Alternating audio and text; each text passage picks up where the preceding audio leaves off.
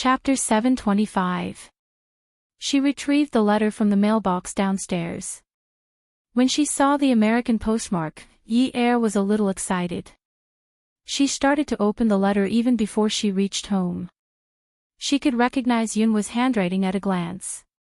Yunwoo had practiced calligraphy before and his handwriting was very beautiful. The handwriting was elegant and masculine, and it was very similar to Yunwoo's. Looking at these words, Yi-er felt that Yunwoo was smiling at her. Yi-er, hello, it's been 3 weeks since I last wrote to you, right?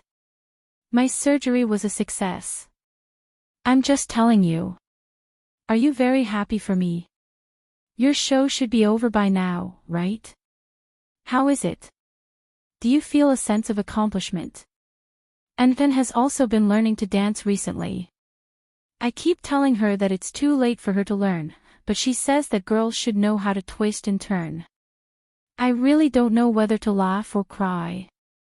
I think this girl is really a little annoying. She keeps pestering me to watch her dance. I feel that I need to write more recently. Anfen doesn't like it when I call you. I think I'll just let her be. Don't reply to me if I believe you. I'm afraid she'll be angry. Yunwoo. Yi-er ran into the house and called Jiang Zhao. Ah Zhao, did you know? Yunwoo seems to be in a relationship with Anfen. What nonsense are you talking about? It's true. He wrote me a letter. His words are full of love for Anfen. You're so happy that there's one less person who has a crush on you. How so? Yunwoo has someone he likes. I'm very happy. Jiang Zhao also heaved a sigh of relief. If you're free in the afternoon, come and pick me up from work. Okay. Yunwoo's letters came quickly. Sometimes they were sent by international express delivery, and sometimes they were sent by post. The postmarks were dated from 3 to 5 days to 2 to 3 weeks. Yi-er received the 9th letter from America. Yi-er, hello, Haiching must be very hot recently, right? It's already autumn, right? I'm fine. After the surgery, Anfen didn't allow me to go out. I was surrounded by servants every day, so I was a little annoyed. Today, I went out with Anfen and Grandpa to play. I wanted to go to a crowded place, so Anfen made the decision to go to the Empire State Building.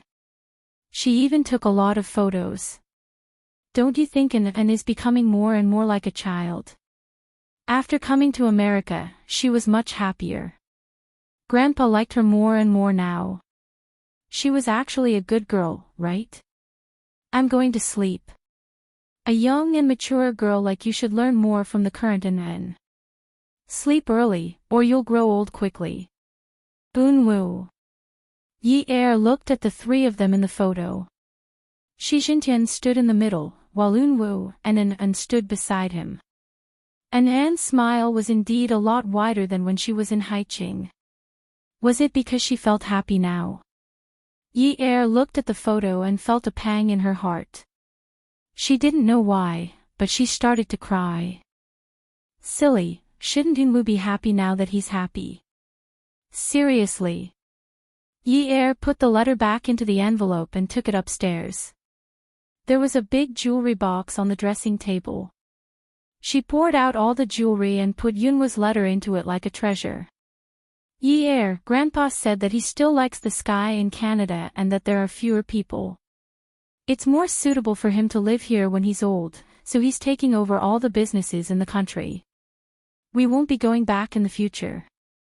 Anfen has been getting more and more petty recently. Yesterday, I just mentioned that I wanted to write to you, and she got into a big fight with me. I think it's better that I don't write to you anymore. Her temper is getting worse and worse.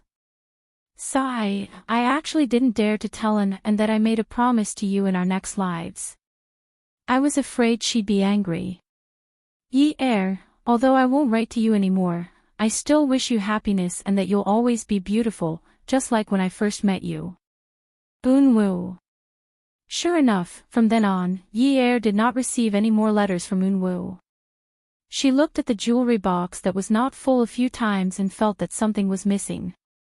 There were a total of 13 letters in the jewelry box. Only the first Unwoo said, "Ye air, it's my first time in America. I miss you very much." After that, it was always and long, and short. At that time, in a foreign country, at the Seattle Lakeside Cemetery in America, there was an old man. Although he did not look thin and weak, he had a head of white hair. The girl standing beside him was dressed in plain black. She was holding orange flowers in her hands. Her expression was blank, but her cold eyes were filled with tears. There was a photo on the tombstone. The boy's eyes were pure and clean.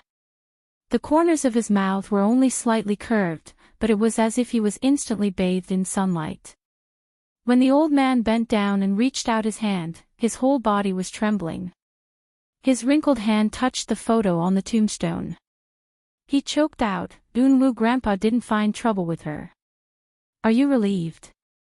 It was just that this old man's choked voice made the girl who originally looked like a girl burst into tears. She still remembered how heartless Unwoo was when he chased her away. But he did that only to protect her. If she had known earlier that there was no suitable heart, even if she had to die, she would have been willing to exchange her life for his. How was she going to live alone in the future? Shi Jintian sat on the ground, hugged the tombstone, and kowtowed to it. Tears fell drop by drop. What fell was his heart's blood. He had read every letter that Unwoo had written to Yi Er, every sentence. According to his grandson's request in time, he had sent the letters from America one by one. He still remembered that his grandson had snuggled in his arms and quietly talked to him for the entire night. In this life, Unwoo had never said so much. Ever since he changed his heart at the age of 8, he had never said so much. "Grandpa, let me tell you.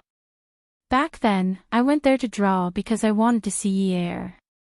Sigh, at that time, I didn't know that feeling was like. I was so slow, too slow. I've seen many of her expressions. Happy, sad, sly, disappointed, hopeless, hopeful. In short, I've seen many of them. Grandpa, I didn't know that being able to see a person's emotions was because of excessive attention, and excessive attention was because I liked her too much. I liked her too much. Grandpa, in the past 20 years, the happiest time of my life was when I was drawing on that street, and when I came back from the grasslands, I wrote her cards and sent her flowers every day. Sigh, I still remember that she pitied me and thought that I was a poor artist who couldn't afford the rent. She gave me the money to pay the rent so that I could live a better life. She said that boys mature later and can still grow up at 18 to 19 years old. Sigh, she didn't even know my name back then, and she actually gave me money randomly. Grandpa, since I was young, you taught me to be wary of people and not to trust anyone casually because anyone around you could harm you. But at that time, I really believed her.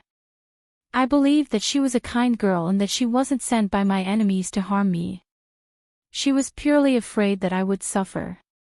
Grandpa, I really believed that she was actually very kind.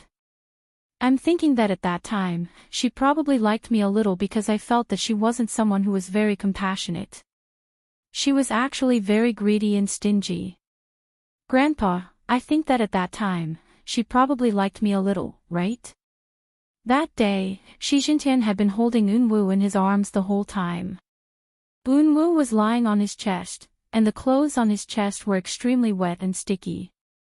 All that was left were Yunwoo's tears. He hugged Yunwoo's head and said, "Good grandson, Grandpa believes that Yi Er liked you back then. It's just that at that time, you guys didn't understand." Unwoo sighed softly and said, "Sigh, luckily I didn't understand." Luckily, the old man hugging the tombstone sat there until sunset.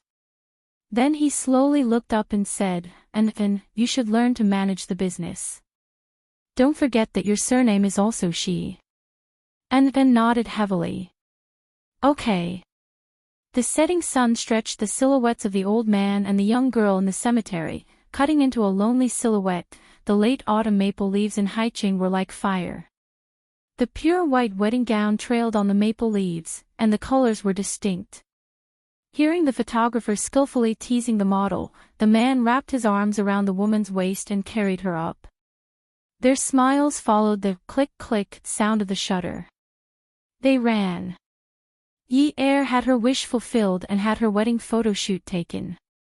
From time to time, she would run over to the photographer to take a look at the photos in his camera. The photographer looked at the photos on the camera screen with satisfaction and zoomed in. Don't look anymore. She's definitely more compatible and beautiful than a professional model. Yi Er blushed for a moment and turned to look at Jiang Zhao. His suit hugged his muscular body and his handsome face. Needless to say, he looked very attractive and annoying. Jiang Zhao's gaze landed softly on the woman. How much longer do you want to take? What do you mean by how much longer do I want to take? Don't you want to take photos with me? Are you annoyed with me again? How long have we been married? You're already annoyed with me, aren't you? I just want to take a wedding photo shoot, and you're already annoyed with me, aren't you? Then how are we going to survive for the next few decades? Jiang Zhao stared blankly at the woman who was looking at him with her hands on her hips. In the end, he hugged her waist and kissed her on the cheek. The smell of affection was so overwhelming. I think the night view in Haicheng is not bad. Why don't we take a night shot? Dawn is not bad either. Why don't we take a dawn shot? Tomorrow's weather might be better than today's. Why don't we go overseas and take a photo shoot? It'll be fresh. Anyway, we can just continue with the shoot. Yi Er's legs went weak. Was this man trying to torture her to death? She turned to look at the photographer. Sir, are we done with this group? Yes, this is the last group. Then hurry up and finish it. My mouth is stiff from smiling. Jiang Zhao couldn't help but laugh. Everyone in the Qin family was preparing to go to Jiangzhou, which was also a bustling city in the east. This time, they were going to hold the wedding ceremony for Yi Er and Jiang Zhao. Old Master Jiang urged them again and again, but Jiang Zhao kept finding excuses and reasons. It wasn't that he didn't want to go back for the wedding, but he had to remove the barrier in Yi Er's heart before he could go back. On the private jet, Qin Fian was flipping through the newspaper. He didn't seem very happy. Instead, he kept complaining, "What kind of date is this? He knew that I was going on a business trip at this time, yet he chose to hold the wedding at this time. What the hell?" Jiang Zhao couldn't be bothered with him. He hugged Yi Er like he was about to be the groom. When they first got married at the Qin family's banquet, he didn't feel this way at all. At that time, his heart was burping. Fei Yu was holding a novel and reading it quietly. After Qin Fian said this, she gently picked up the fruit tea on the table and took a sip. "Brother, is your sweetheart in Xingzhou town?" "What? Don't you always go to Xingzhou town at this time of the year? What nonsense are you talking about?" Qin Fian opened the newspaper again and read it leisurely. Fei Yu placed the fruit tea on the table. Her black hair was like satin, and she was wearing a white round-neck t-shirt. She didn't look fancy at all, but when paired with her quiet and beautiful face, it made people feel comfortable no matter how they looked at it. A young girl's lips always had a seductive shade of pink. When she licked her lips, the light on them was like jelly. She smiled gently and hugged the book to her chest. She took a deep breath and looked at Qin Fian's face that was covered by the newspaper.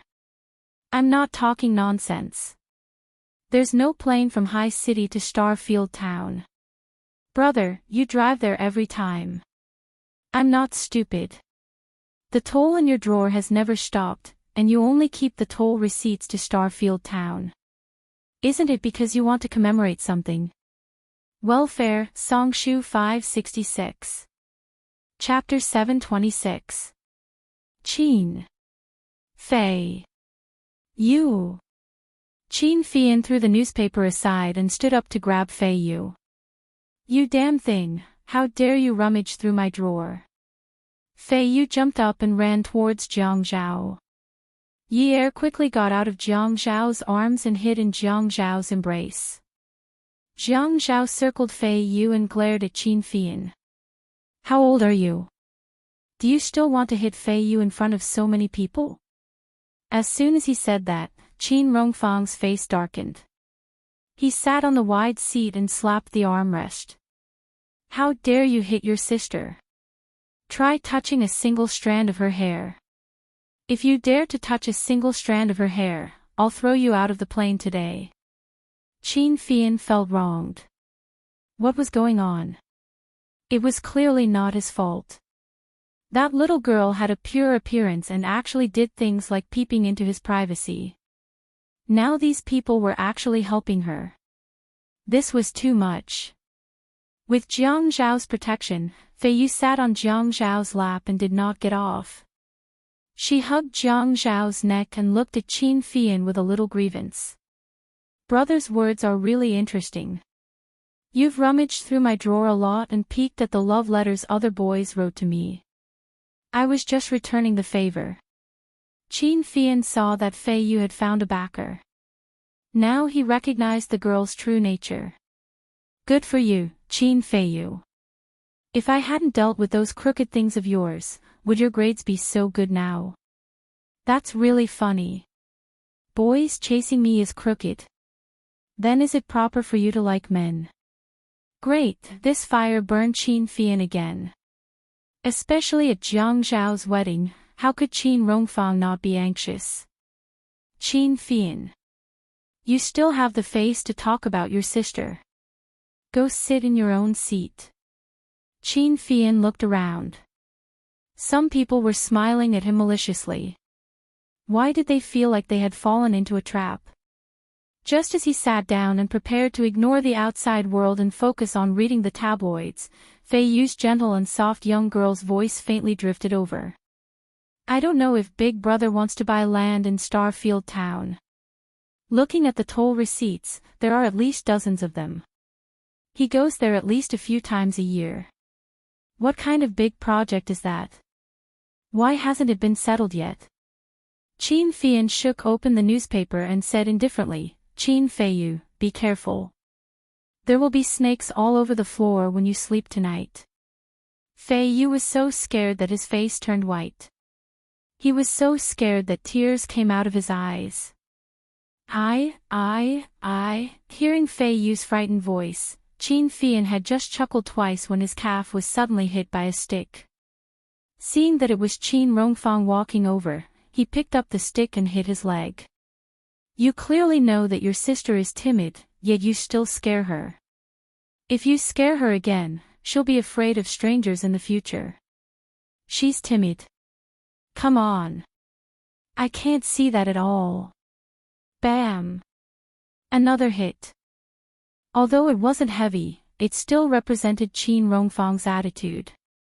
Yi Er took out a handkerchief to wipe Fei Yu's tears. It's okay, it's okay. Your brother is just scaring you. He wouldn't do such a thing. Thinking of the house full of snakes, Fei Yu was so immersed that goosebumps appeared all over her body. Zhao Gij and Sister Yun are the best. My brother is a bastard. This group of people was Jiang Zhao, Yi Er, Qin Fian, Fei Yu and Qin Rongfang. Other than the servants, there were a total of 5 people. Because the others had not arranged things properly, they were a step late. It was quite lively along the way. At the airport exit. The first time Yi Er saw Jiang Zhao's younger brother, Jiang Feng, he was shocked by his enthusiasm. He was 186 centimeters tall. Although he was dressed fashionably, he was definitely not childish. His buzz-cut hair gave him a unique personality. The smile on his handsome face was always a little mischievous. When he opened his arms to hug them, it was as if there was a burst of youth burning in him. Jiang Feng had only returned to the country for less than a month. Yi Er thought that handsome men were used to being unrestrained overseas. But later on, Jiang Zhao told her that Jiang Feng had always been like this. Only then did Yi Er understand the saying, the dragon has 9 sons, each with his own merits. His uncle's son, Jiang Rui, who was the eldest son of the Jiang family, brought his wife and son Jiang Mian to the airport to pick them up. Yi Er carried Dianmian in his arms. Sister, Dianmian is pressing down again. Don't carry him. Let him walk on his own. Once this bad boy touches a beauty, he refuses to get off the bed. He's so annoying. I'm not annoying. Little Dianmian is so cute. Auntie is so cute. Dianmian cupped Yi Er's face with his chubby hands and kissed him. Gosh, sister, look at how passionate Dianmian is. Jiang Zhao leaned over to Yi Er's ear. Honey, don't be envious. If we work harder in bed at night, we can make one too. Yi Er's face flushed red as though it was on fire. Jiang Zhao had his own house in Jiang district. He had told Jiang Feng in advance to help him get someone to tidy it up. Hence, the Qin family stayed in Jiang Zhao's small villa instead of staying in a hotel. It was very lively. Usually, even in Haiqin, it was impossible for a family to stay in one house like this. Qin Rongfang was very happy. On the first day, the Qin family and the Qin family had dinner together. They almost stayed up all night because men always had endless things to talk about. It was the same on the second day. On the third day, they felt that it was too boring. That night, Yi Er and Fei Yu both wanted to go to the beach to play. They didn't want to trouble Jiang Zhao and Qin Fian, so they discussed with Jiang Zhao and Qin Fian that they would drive there. Qin Rongfang wasn't interested in the beach. Moreover, his schedule was very fixed. He didn't want to go with the youngsters. The waves crashed against the rocks. Wave after wave, they retreated and came back again. Fei Yu pulled Yi Er and asked, "Why is there no barbecue at the beach? Where did you see that there must be barbecue at the beach?" Fei Yu was a little disappointed. "I saw it on the internet. I thought it would be very interesting." The waves retreated and came back again. Yi Er and Fei Yu looked over. There was a white thing that didn't seem to be retreating. Was it a rock? How could a rock be white? Even a shell couldn't be that big. A person. A dead person. There was actually a dead person lying on the beach. Brother. Jiang Zhao. Fei Yu and Yi Er took a few steps back and screamed. Jiang Zhao and Qin Fian were shocked by the two women's voices. They were originally chatting about some business and the latest situation at a distance from the two women. At this moment, they rushed toward the two women like two arrows. Jiang Zhao and Qin Fian didn't seem to be afraid of the dead body. Jiang Zhao moved Yi Er and Fei Yu further away and observed quietly. Another row of waves came and hit the dead body. The waves retreated again. He lifted his trousers with both hands and squatted down. Qin Fian also squatted down. He turned on the flashlight function of his mobile phone and shone it at the dead body lying on the beach. Under the bright light, they could finally see clearly. The white t-shirt was rolled up by the waves, and the waist was exposed. There was a large area of bruises. It looked very thin. Pulling the shirt up a little, the entire back was covered with bruises and bruises caused by heavy blows. The arms, the back of the neck, and the places with wounds had been soaked white and the wounds were swollen. Fei Yu had never seen a dead person before. This was the first time she saw a back covered with bruises. She was so scared that her eyes were about to fall out. Yi Er covered Fei Yu's eyes. Fei Yu couldn't help but look. "Call the police. It's probably a murder." Jiang Zhao shook his head. Qin Fian flipped the body over and curiously put his finger on a face that was also covered with bruises. He put his finger to the nostrils. "Brother, it's still breathing." Hearing this, Fei Yu ran over and bent down to grab Qin Fian's clothes. Brother, if it's still breathing, hurry and send it to the hospital. If we send it to the police, they'll just do it casually. When the time comes, it'll definitely die. It's not a man to not save someone. Qin Fian tilted his head and glared at Fei Yu. The sea breeze blew Fei Yu's black hair up like a veil floating in the wind. You haven't learned anything from Grandpa. That's not how you should be a Buddhist. By meddling in other people's business, you're inviting trouble. This is murder. Do you know that it's murder? Look at Grandpa, I'm kind and charitable, but have I ever casually saved someone who was about to be murdered? Fei Yu tugged at Jiang Zhao again. She was usually very gentle, but now she was anxious. Brother Zhao, don't you think we should send him to the hospital if it's still breathing? Look at how badly he's injured. If we throw him to the police, what if they don't care because they're afraid of trouble? You're the mayor. You're an official. How can you be as cold-blooded as my brother? Jiang Zhao's job was different from Qin Fian's after all. He stood up and took out his cell phone. When he made the call, he said, "Let's send him to the hospital and then call the police." Besides, I was the one who called the police. If he's breathing, we have to think of a way to save him. I'll give brother a call. He has a comrade named Lu Jing. Qin Fian stood up and laughed. The key is that we can use brother's name to get a discount or renege on the debt. Jiang Zhao rolled his eyes at Qin Fian.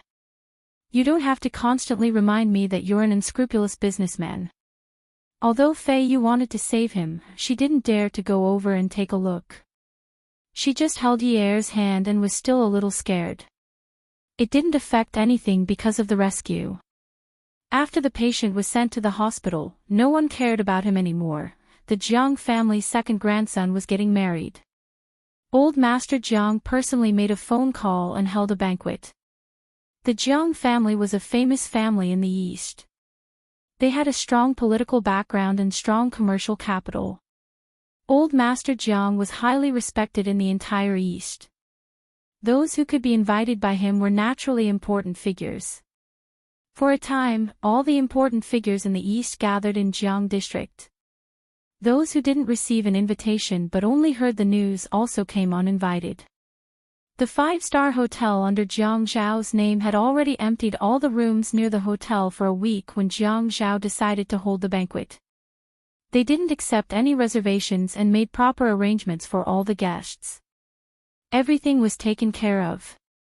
On the contrary, Jiang Zhao and Yi Er had nothing to do other than trying on their own gowns.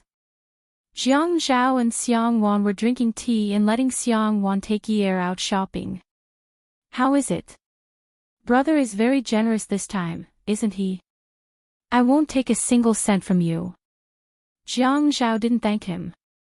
Instead, he became even more aggressive. Hey!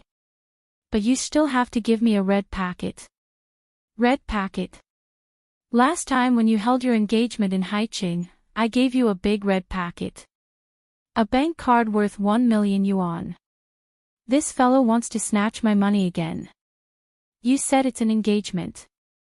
This time, it's my wedding. Isn't it still a wedding? Jiang Zhao sipped his tea lazily and explained slowly, there are silver weddings and golden weddings. An engagement and a grand wedding are different. Why? Eldest young master, you're the famous eldest young master in Jiang district.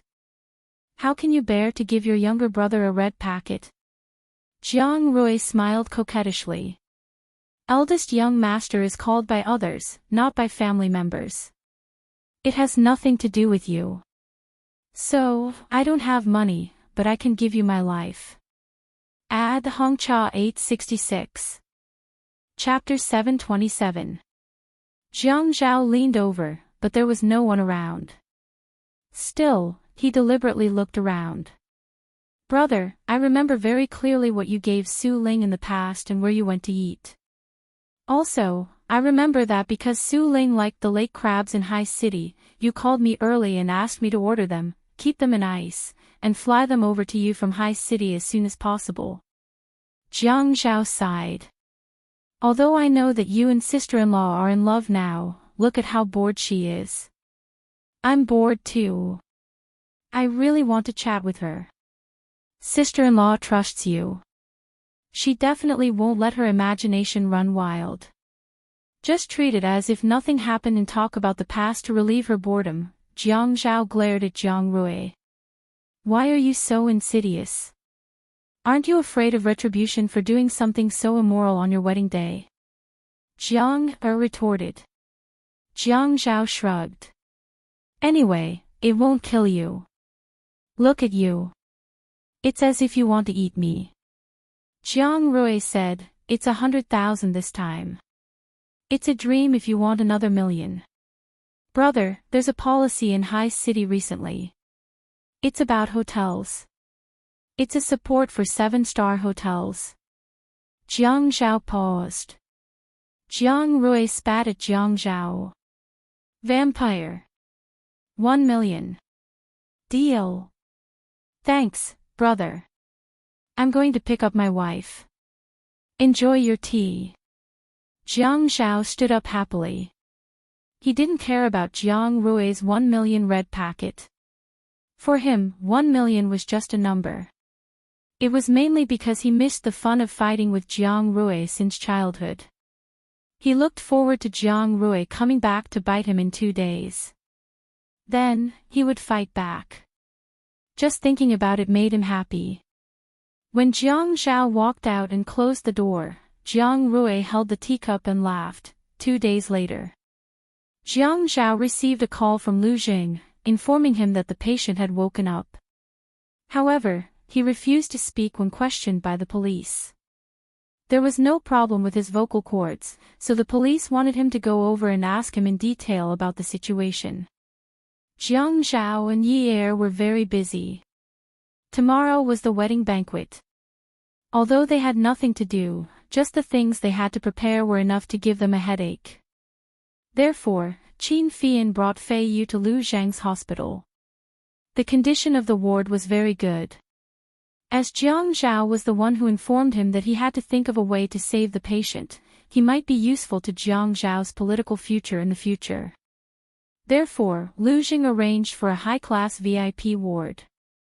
The boy looked to be around 17 to 18 years old. He was wearing a hospital gown. He was clearly the victim, and there were bruises on his face. His hair was messy, but he didn't look disheveled at all. Instead, he had an indescribable air of nobility. He propped himself up with a pillow behind him and stared coldly at the wall. The bruises on his face were greenish with a tinge of yellow, but they were almost gone. Qin Fian and Fei Yu propped themselves up on stools and sat at the end of the bed. The policeman held a pen and asked when the parties involved were awake. Mr. Qin, what was the situation when you discovered the victim? We were walking by the beach. It was my sister and sister-in-law who discovered him first. Please describe the situation in detail. It was the same as what I told you the last time. He was lying on the beach with many injuries on his body. At that time, we wanted to call the police because we were worried that someone might have murdered him. But you didn't call the police immediately. Ha! Qin Fian looked at the serious policeman in amusement. How boring. What was he doing here? He was asking meaningless questions. He asked the same questions the last time, and now he was asking again. My sister said that she was still angry and wanted to save him first. She was worried that if we called the police, those who could live would be tortured to death. Therefore, we were more assured that we would pay for sending him to the hospital. My sister said that we couldn't leave him in the lurch. The policeman's expression changed. Fei Yu tugged at the corner of Qin Fian's clothes and said timidly, Brother, if you say that, what if they take revenge on me? After all, we're in Jiang district and we're not familiar with the place. With the old master of the Jiang family and the eldest young master of Jiang district backing you up, what are you afraid of? Although we're only in-laws with the Jiang family, we're still legal citizens. We've done a good deed. Why should we be afraid of the police's revenge? Fei Yu, you shouldn't think of the police like that. After Qin Fian finished speaking, he raised his eyebrows and glanced at the policeman who was about to explode. Sure enough, when he heard that he was in-laws with the Jiang family, the policeman immediately became quiet. When he took the statement, the seriousness on his face lessened. Mr. Qin is right. How is that possible? Fei Yu said, oh. Then he leaned closer to Qin Fian. After the incident on the plane, Qin Fian wanted to pinch Fei Yu. This guy was really a tyrant at home. Once he was outside, he was afraid of strangers. Now he knew that his brother was reliable. Heartless little thing. The policeman looked at the boy who was sitting there motionlessly. The injuries on your body were found to be caused by a blunt object. Do you still remember the scene at that time? The boy didn't turn to look at the policeman. Instead, he stared at the wall and looked at Fei Yu. Although his eyes were as cold as before, they didn't blink. Fei Yu kept leaning on Qin Fian's side. But no matter what the policeman said, the boy sitting on the bed didn't speak. Where are you from? What's your name? Who's in your family? What a headache. You don't even say a word. Where should I send you? Should I send you to the reception center? Fei Yu raised his head at this time. The boy's gaze softened, revealing an undisguised sadness and pity. His eyes lowered as if he was begging. The boy's hand that was currently on him for drip was placed on the thin blanket, his 10 fingers slender and beautiful. The contours of his face looked like they had been carved and scraped by a thin razor. If it weren't for the bruises on his face, how beautiful would he be? Fei Yu swallowed. Brother, why don't we take him back? It's not like there's one more person to eat anyway, right? He's also homeless. When he remembers, we'll find the police. The policeman immediately wanted to throw away a burden. That's the best, the best. Qin Fian stood up. No. He took Fei Yu's hand and said coldly to the policeman, we've already told you everything we know. Let's go. Fei Yu was dragged out by Qin Fian. When they reached the corridor, Qin Fian scolded Fei Yu. What's wrong with your brain? What kind of person is he? How dangerous is he? He was murdered. Murdered, do you understand? Put away that little sympathy of yours that you're showing at any time. When the time comes, you'll cause a lot of trouble for yourself. Fei Yu said. Fei Yu curled her lips and left reluctantly with Qin Fei Yu. The next morning, it was only 5:00, but the old house of the Jiang family was already busy. A wedding was always grander than an engagement. Moreover, in order to show that his wedding was better than Qin Rongfang's, Master Jiang used all means. Jiang Rui was mature, steady, and thoughtful. Everything that was assigned to him was done very well. Qin Rongfang said disdainfully, it's just that the Qin family doesn't run a hotel. What's the big deal? Translator, WQL Editor. Ali Master Jiang put on his neat military uniform and hung his Medal of Honor on his chest.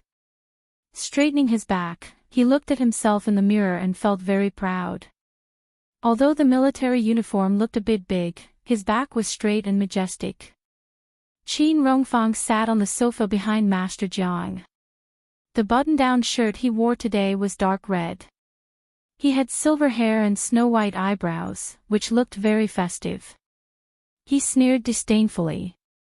What's the big deal? Didn't you just fight when you were young? You only know how to hold on to the past and take advantage of your seniority. Old Master Jiang was so happy that his eyebrows flew up.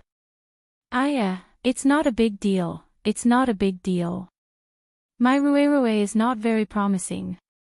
He only owns about 100 hotels in the country, and he even has a small company that earns some money a year. What's the big deal? But the people from the famous families in Jiangzhou have to call him young master when they see him. Some people who are older than him have to call him that. Oh, it's really not a big deal. Our Zhao Zhao is not a big deal either. He became the mayor at a young age. In the future, he entered the provincial party committee and the central government. Oh, the position of the Jiang family in the east can't be more stable. When Qin Rongfang heard Master Jiang talking about Jiang Zhao, he was so anxious that he stood up and said loudly, "Zhao Zhao was brought up by me. It has nothing to do with you. His surname is Zero Jiang. I can't help it. I really can't do you a favor. The Jiang family has a family tree. If Zhao Zhao has a child in the future, his surname will be Zero Jiang. Do you know that?" Qin Rongfang was so anxious that he was trembling. This old fart only knew how to use this matter to rebuke him. Old Master Jiang said in a sarcastic tone, Fian is amazing. She can compete with our family's Rue in business. She looks pretty, but her methods are like a wolf's. In the future, the Qin family's business status in Haiqing goes without saying. As for this, I can't help but admire them. But at the end of the day, they don't touch women. As Chinese, we still pay attention to our roots. Only Xiao is like this. Why do you want to marry Fei Yu to the Pei family in the south? You should have kept Fei Yu as a grandson-in-law. At least leave him with the surname Qin. Qin Rongfang was directly angered by Master Jiang on the big day. His eyes rolled back and he was about to fall back. Master Jiang's expression changed. He hurriedly strode over and supported Qin Rongfang's back. Looking at Qin Rongfang's trembling lips, he slowly laid him flat on the sofa. Although he was old, Qin Rongfang's body was very light. Thinking that everyone was old, Master Jiang's heart ached. Old Qin. Old Qin. I was just joking, old Qin. Qin Rongfang's breathing was uneven. You old fart, you want to anger me to death. Master Jiang was so regretful that his intestines turned green. They had been old friends for decades, but he was always poking at each other's shortcomings. At home, he taught his descendants to be open-minded. Why couldn't he do it when it came to Qin Rongfang? Old Qin, I was just joking. We've been fighting for so many years. When have we not been like this? I'll call the doctor right away. Don't call me. My Qin family has no descendants. I don't want to live. Call the doctor. I don't want treatment. Qin Rongfang slowly closed his eyes. Tears fell from Master Jiang's eyes. Old Qin, don't think too much. I told Zhao Zhao's child to be born with the surname Qin.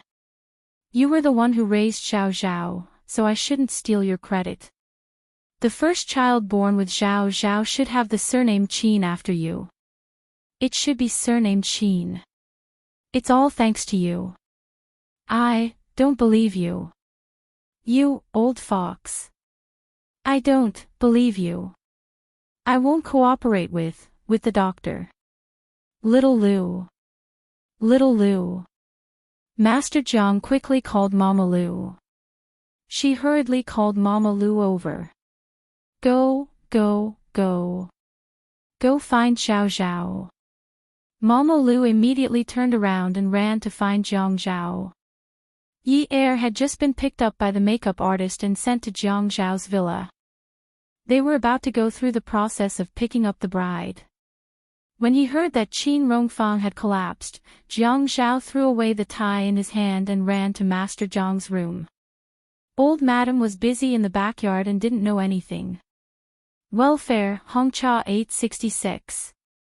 Chapter 728.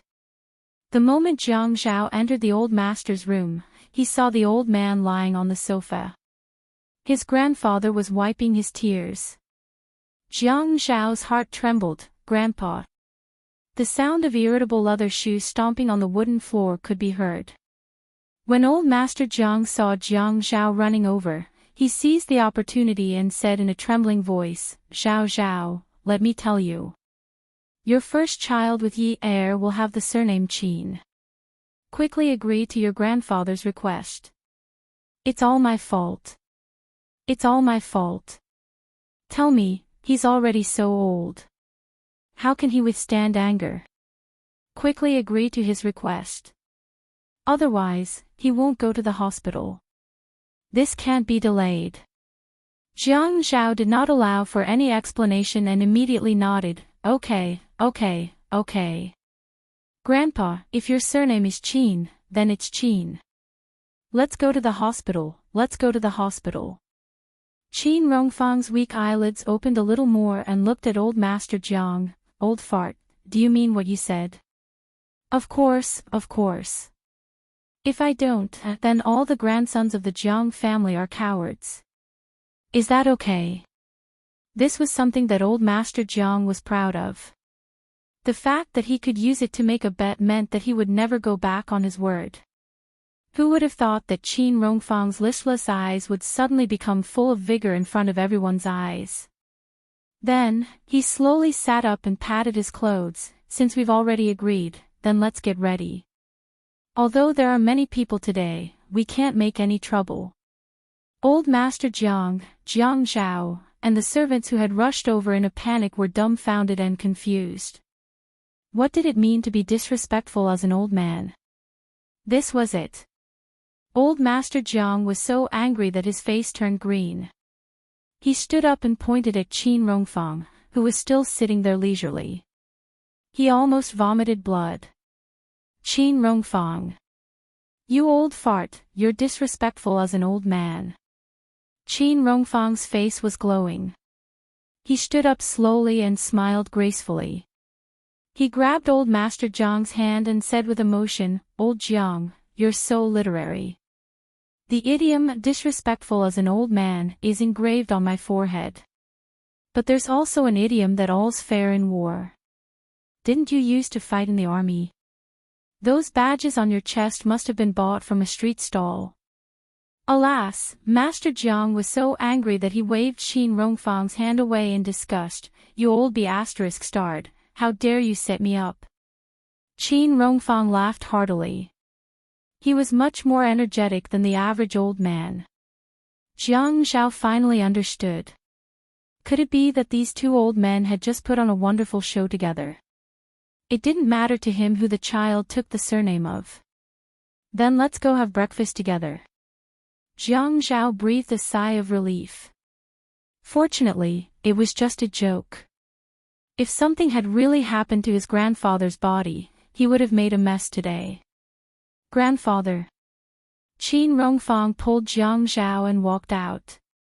"Good grandson, let's go and eat." "Ignore him. He's throwing a tantrum. He's already so old and he doesn't care about his image at all." Old Master Jiang followed them and pulled Qin Rongfang and Jiang Zhao's hands away. He shouted, "Qin! You tell me. Who doesn't care about their image? Who didn't care about their image just now?" Jiang Zhao had one head and two heads. These two people had never had enough of messing around in their lives. Every time they met, they would quarrel. It was really annoying. Jiang Zhao sighed and bowed deeply to the two old men. His words were sincere and pitiful. "Two ancestors, your grandsons are getting married today. Can you be magnanimous and do us the honor of having a peaceful meal together?" Old Master Jiang snorted. When he passed by Zhao Zhao, he said, "I'll find a woman to rape Fian. If Fian has a child, I won't allow Zhao Zhao's child to take the surname Qin." He thought that Qin Rongfang would refute, but he reached out and hugged old Master Jiang's arm. He laughed and flattered him. "Then I'll leave it to you, old brother." Old Master Jiang's face darkened, and he glared at Jiang Zhao. "You do this?" "Ah." Jiang Zhao was speechless. "Today is my wedding. Do these two people have to do this to me?" "Grandpa, Sijia has already boarded the plane with Mom and Dad. Have you arranged for someone to pick them up?" It's been arranged, it's been arranged. Really, what's keeping you so busy? Jiang Zhao smiled. Sister Zhen said that she was taking Xijia on a trip. Brother Lai Qing followed them for their honeymoon. How could he be free? According to the old tradition, they had to snatch the bride. The bridegroom's motorcade was mighty and powerful. Not only was the team powerful, but they were also all luxury cars. Jiang Zhao wanted to keep a low profile and also planned to keep a low profile. After all, his background was in high city. However, as soon as Jiang Rui waved his arm, his friends all joined the team to pick up the bride. The domineering black luxury cars formed a line and moved forward on the city road next to each other. The awesome luxury cars showed off their prowess, and the awesome license plates dazzled everyone. The drivers were either handsome men or beautiful women. They were either dignified or sloppy. Wow, it's so eye-catching. I'm afraid that all the handsome men and beauties in Jiang District are in this motorcade, right? That's right. Young Master's younger brother is getting married.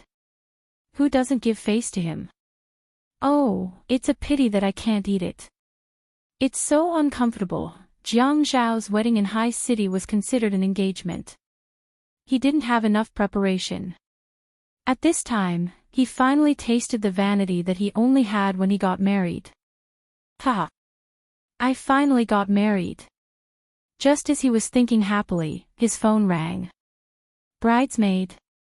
Yes, the bridesmaid arrived at Xia Qian in the middle of the night. Hello, Qian Qian. Jiang Zhao. Jiang Zhao. What's wrong? No, I'm afraid that this wedding won't happen. Xia Qian. If you dare to speak nonsense today, I won't give your brother-in-law any face. He was furious. This Xia Qian was really stupid. It was his wedding day, and she was making a fuss about not getting married. No, we really can't get married. Get lost. Jiang Zhao was really angry. He put the phone away and pressed the button to hang up. After 2 seconds, the phone rang again. The veins on Jiang Zhao's forehead were throbbing. As the best man, Qin Fian nudged Jiang Zhao. Brother, answer it. Jiang Zhao picked up. Xia Qian. I'll change you immediately. Jiang Zhao. Yi Er can't take it anymore. She's vomiting on the bed and can't get up. She can't even drink water now. Her throat is bleeding. What should we do? Jiang Zhao tightened his grip on the phone. He anxiously tugged at his bow tie and said to the driver, Don't set up a formation. Stick it in when you see a gap. Hurry up. He turned around and asked Xia Qian impatiently, What did you say? She's vomiting so badly. Xia Qian was so anxious that she stomped her feet. It's true. Her face is white. I said to send her to the hospital, and they said to feed her some saline and positive energy solution. It's probably because there are too many people in the house. They said it's not auspicious to send her to the hospital. What should we do? Jiang Zhao slammed his large palm on the dashboard in front of him. Why are you so stupid? Of course we should send her to the hospital. But I've never been married.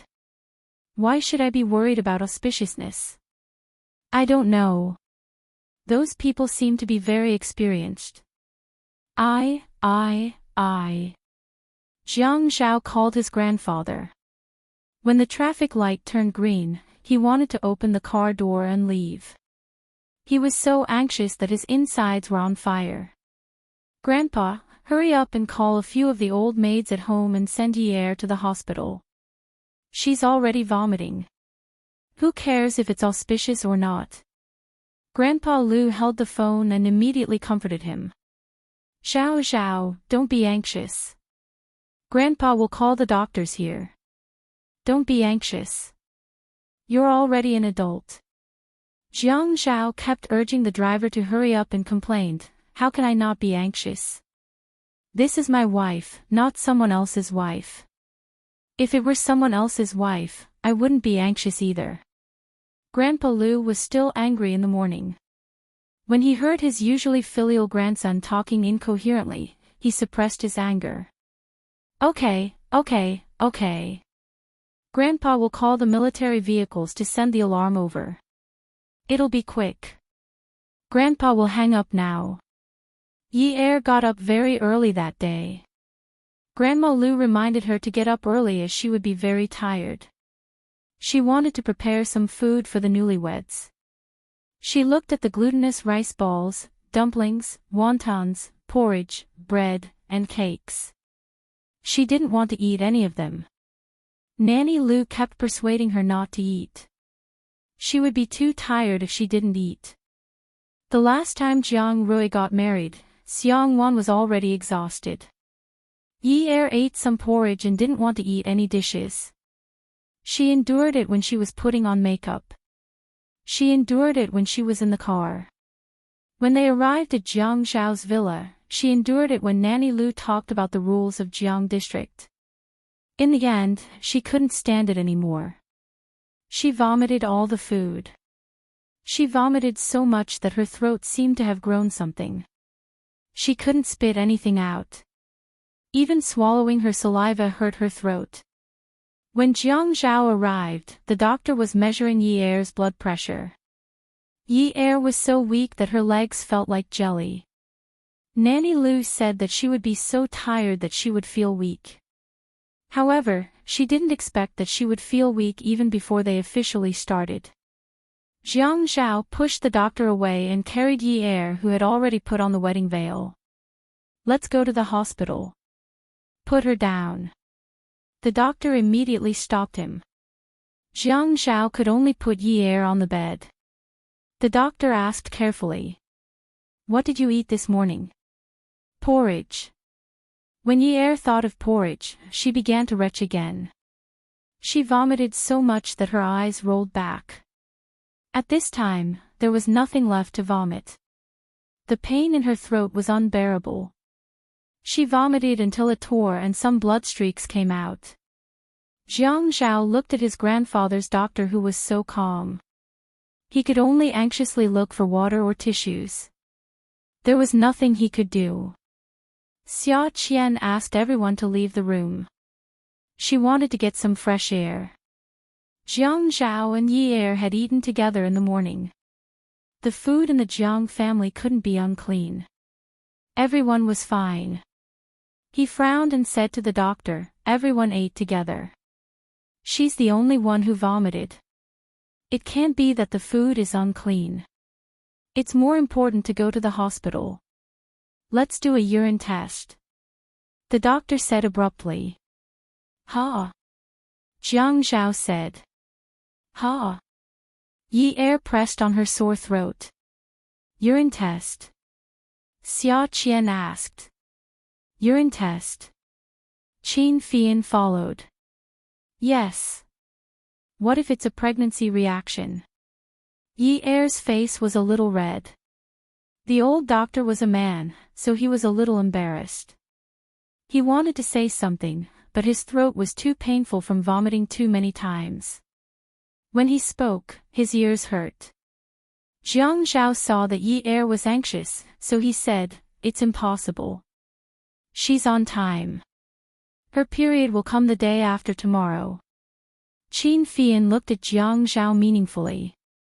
Yi Er's face turned even redder. There were so many people. But he had been keeping track of her safe period so that he didn't bring a condom when he did it. The doctor shook his head.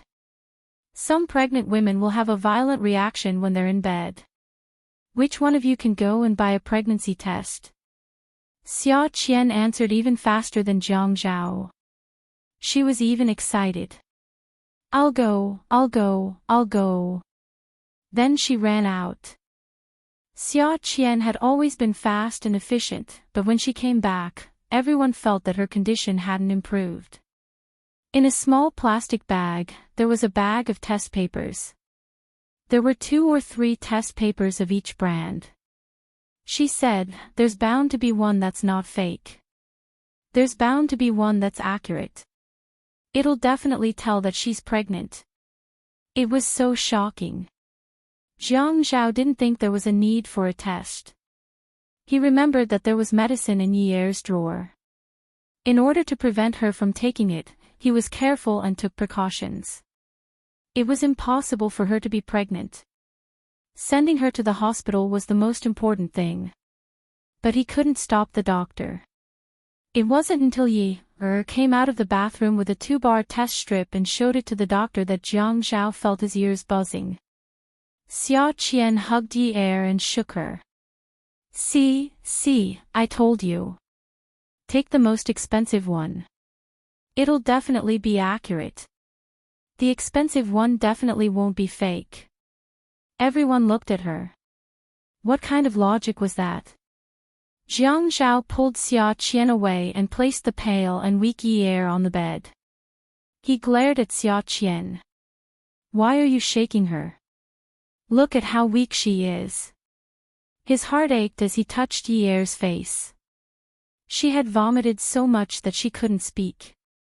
Let me get you 2 mint candies. Does your throat hurt a lot? Yi Er shook her head. But in her heart, she thought, I'd better slit her throat. Forget it. Even swallowing her saliva hurts. It's better not to eat anything heavy with mint right now. It's very dangerous, the doctor said calmly. Jiang Zhao sat by the bed and watched as his wife rubbed her neck. He knew that she was extremely uncomfortable, but he was still overjoyed by the news that she was pregnant. His hand rested on Yi Er's abdomen. He desperately tried to sense if there was anything beating, but for a moment, he couldn't say a single word of comfort. Hey, Jiang Zhao, are you kicking me to the curb after I've outlived my usefulness? I was the one who bought the authentic test paper. Otherwise, do you think you'd be able to test it? I went to 3 pharmacies, afraid that I'd buy a fake product. Even if I didn't take credit, I still worked hard. I didn't even ask you to give me a big red packet, yet you're still looking at me with such disdain. You. Jiang Zhao's ears hurt from listening to her. Xia Qian, if you talk less, I'll give you a big red packet later. Okay. Xia Qian immediately covered her mouth. For the sake of a red packet, what did it matter if she talked less? Moreover, it was a big red packet. Yi Er insisted on attending the wedding. Jiang Zhao gave everyone a red packet, saying that the bride was pregnant and couldn't make a big fuss. He didn't want to do the bride snatching part of the ceremony. On the wedding stage, the MC understood the situation and only asked the groom questions. The bride stood at the side and nodded meekly or said a few words occasionally. Everyone else thought it was a fly in the ointment, but the groom didn't seem to care. He gently stroked the bride's shoulder and was in a state of surprise and joy. Finally, he held the microphone and couldn't help but laugh wildly. Today, I'll treat everyone to my wedding banquet. In 11 months, I'll treat everyone to my baby's 1-month-old celebration. After a moment of shock, the audience applauded and cheered. Yi Er was wearing a pure white wedding dress. When she lowered her head, the veil covered her cheeks. Her hand was on her belly. She had been able to hold it in, but in this atmosphere, Jiang Zhao's words of happiness and satisfaction made her eyes redden. Tears fell to the ground and seemed to hit her ears with a loud thud. Before it was time for the bride and groom to hug, she threw herself into the man's arms and squeezed her throat hard to suppress the pain. She sobbed with jealousy and said softly, "Ah, Zhao, you're pregnant. You can't not love me. How can I not love you? I'll only love the baby if I love you." The handsome man's eyes were gentle. He held the tearful woman's head and kissed her forehead. Then he said in a low and hoarse voice, unable to hide his emotions, "Silly girl, I'll only love our baby if I love you." Zhaoye, end, dearest, the ending of Zhaoye's story ends here. Beauty novel, Xinwu 799. Chapter 729. Xia Qian was the prettiest and dumbest of the bridesmaids. Qin Fian was the prettiest and most famous of the groomsmen. The worst part was that she didn't let the other bridesmaids drink the wine and drank it all by herself. Her hair covered her forehead, and her hair hung down and wrapped around her face, making her oval-shaped face look a little smaller. She drank until her whole face was red. From time to time, she would stick out her tongue because of the spiciness of the white wine. She would slap her own tongue, looking very cute. But she couldn't speak. Once she spoke, her cuteness would be ruined. "Ah, this wine can't be fake, right? Didn't the wine in the advertisement say that it's mellow and fragrant? Why do I feel like there's capsaicin in it?" Everyone was speechless. Old Master Zhang's grandson was holding a banquet. Would he buy fake wine? The most famous of the bridesmaids always threw a glance at him, and the others all treated him like a groom and served him. They even swept the wine away for him. The groomsmen's suits were all Armani. Qin Fian had a beautiful and charming face, but the eyes behind his refined glasses were always shining like a fox's. From time to time, he would reach out to push the glasses on his nose and stay far away from the women. He was very good at avoiding alcohol. When it came to greeting, he would immediately pull out the groomsmen behind him. "Let me introduce you. This is XX's son, XX. He works in XX's industry." The topic was immediately brought up, and he retreated to the side. For the whole night, unless it was someone he was very close to, he didn't drink a single glass. He was really the most famous groomsman. So when the banquet ended, Xia Qian was like a dead pig, and Qin Fian was the only sober one among the drunk people. Xia Qian always felt that there was a heroic spirit in her bones, just like the chivalrous heroes in Jin Yang's novels. There was a kind of bravery and fierceness when seeing injustice and a hero who hated evil. She couldn't stand Qin Fian's coquettish look. Look at him smiling like that. He was a vixen. He was a good man who was better looking than women. How could those women who skinned their faces and had their eyes and noses done for the sake of their looks endure? Xia Qian had thought about plastic surgery countless times because her nose was not as perky as her sister's and Ye's. However, she had only thought about it and did not put it into action. Her sister and Ye always said that it was fine and that they looked very comfortable together. After seeing Qin Fian, she felt that her sister and Ye were actually giving him too much sympathy in their words of consolation. Qin Fian's appearance was a blow to her self-esteem as a woman, so she often wanted to cut off a part of his face and paste it on her own face. She didn't like him just because he was beautiful. This man was evil. Last time at the swimming pool, he had ruined her reputation. Even a hero should take revenge. Knowing that Qin Fian hated women touching him, Xia Qian was so drunk that she hugged Qin Fian's neck and refused to let go. Jiang Zhao couldn't do anything about it. He couldn't wake Xia Qian up no matter how hard he tried. Qin Fian hated Xia Qian to the core. This woman had bitten him with the same mouth that she had eaten stinky tofu. She had taken off his pants. Now, she was taking advantage of his brother's wedding to get physical with him. There were a few times when he didn't have to look at everyone.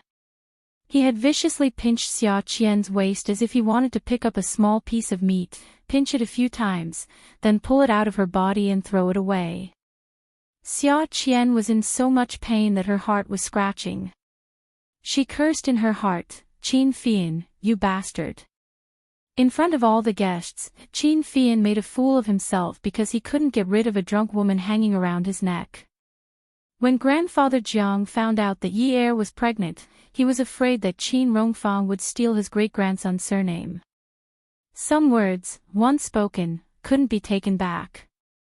Seeing a girl hanging around Qin Fian, grandfather Qin Fian kept persuading him from the side, saying that men should pay attention to their manners and give way to girls. At the very least, he had to give them some basic respect. Moreover, this girl was drinking for Ye today. In the end, she didn't do it on purpose. She was quite loyal. Qin Fian was choked to death by grandfather Jiang. If they weren't in the Jiang family's territory and grandfather Jiang hadn't been in front of him, he would have kicked this woman to death. Qin Rongfang saw that grandfather Jiang was very attentive and let him do as he pleased. Other young masters were very strict about their private lives, afraid that they would cause trouble if they went out to play with women with no status. But he was different. Qin Rongfang felt that he was quite not easy. He didn't have any more wishes in this life. As old Jiang said, he just wanted to find a woman to rape his grandson. No matter what the woman's family background was, as long as she could move, get pregnant, and give birth to children, it was fine. Now, he couldn't wait for his grandson to go out and mess around. So be it. As long as he didn't continue to mess around with men, it was fine. Fian, Xiao Xia is also drinking for Yi Er. Your brother is really tired from taking care of your sister-in-law today. You are his brother, so please bear with him. Send Xiao Xia back to the hotel. Qin Fian kept raising his neck in disgust, afraid that his chin would touch Xia Qian's head. Her sister is here. Jiang Zhao had already asked someone to send Yi Er back. He was here greeting the guests and sending them off. Seeing Fian's sorry state and hearing grandfather's words, he came over and patted Qin Fian's shoulder. I said that we're not going to mess around with the bridal chamber today. Xiaoye and Yichen have already gone out to play. Send them off. Qian doesn't know anyone else. Just send her off on account that she is your sister-in-law's good friend. Qin Fian was speechless. Don't the Jiang family have servants? Why are you asking me to send her off? Qin Rongfang stood in the same place. Just send her off. If you don't send this girl off, who will? Who isn't busy today? You're so free. Why can't you help your brother send the guests off? What kind of brother are you? Jiang Zhao had become a father. He was grinning all the time. In such a mood, he really didn't have any intention of scolding others. Fian, grandfather is right. Help me send her off. Look how long this girl has been hanging on you. She won't budge no matter how hard she tries. Are you going to sleep here? Although Xia Qian knew that she had to discuss Qin Fian, she just hung on his neck for the sake of hanging on. She didn't have much consciousness. After all, she had drunk too much. When Qin Fian got her into the car, she collapsed in the back like a dead pig. When Qin Fian got out of the car, he immediately called the security guards to pull her away. Xia Qian seemed to have sensed it. She jumped up and pushed open the car door. She staggered to catch up with Qin Fian and hung on him. After hanging up, she wanted to sleep again. Her head was hurting badly. In the end, Qin Fian sent Xia Qian back to the hotel as promised. But the moment the door opened, Xia Qian suddenly felt nauseous. She pulled Qin Fian's shirt and vomited everything she had drunk that night. It was all because of her flirtatious behavior. Who asked a certain someone to like to loosen 3 buttons? Qin Fian only felt a heat in his chest and stomach. Then, there was a terrible stench. His shirt wasn't tucked into his pants. The filth all flowed down his stomach and stained his pants and shoes. Behind the refined glasses, his phoenix eyes were wide open. His piercing gaze was piercing. He wanted to kill someone. Holding his breath, he was about to push the woman away when Xia Qian pulled Qin Fian's shirt again. Wah! Walala, she vomited everything again. Ad. Hongcha 866. Chapter 730. Qin Fian's breath collapsed at this moment, but just as he was about to vomit, he suddenly wanted to take revenge. He wanted to pull open the bridesmaid's dress and vomit, only to find that all the bridesmaids today were wearing strapless dresses. What was a strapless dress? It meant that the chest area was tightly covered, or the dress would fall off. Moreover, today's bridesmaids' dresses were custom-made. They were tailor-made, not elastic. They were tight-fitting and had a zipper at the back, so Qin Fian did something that he had never done before in his life. That was when he imitated Xia Qian and pulled open her collar, only to find that it was too tight. He wanted to throw up, so when he got angry, he dug his hands into Xia Qian's chest and pulled hard on her collar. Rip! Rip! The sound of fabric tearing rang out in the quiet corridor. Qin Fian wanted to vomit on Xia Qian's body as he wished when he saw a pair of snow-white breasts in front of him. They weren't big, but they were firm. After he pulled down the bridesmaid's dress, he leisurely slid it down the woman's body. He actually reached his hand so deep that he even tore off her nipples. Qin Fian was stunned. He wanted to vomit, but he couldn't. He saw that Xia Qian was swaying and couldn't stand properly, so he hurriedly turned his face away. However, when he heard the door lock click, he immediately opened Xia Qian's door and leaned it against the magnet. Resisting the urge to vomit, he retreated out of the room and kicked Xia Qian's butt as fast as he could, trying to kick her back into the room. Xia Qian's dress was already torn. At this time, it slid down to her waist. The dress that originally reached her calves was now dragging on the floor. Qin Fian kicked her forward. She fell forward as if she was weightless. Her feet stepped on the fabric. She wasn't used to wearing high heels, so she was pulled and scratched. Finally, she was successfully tripped into the room.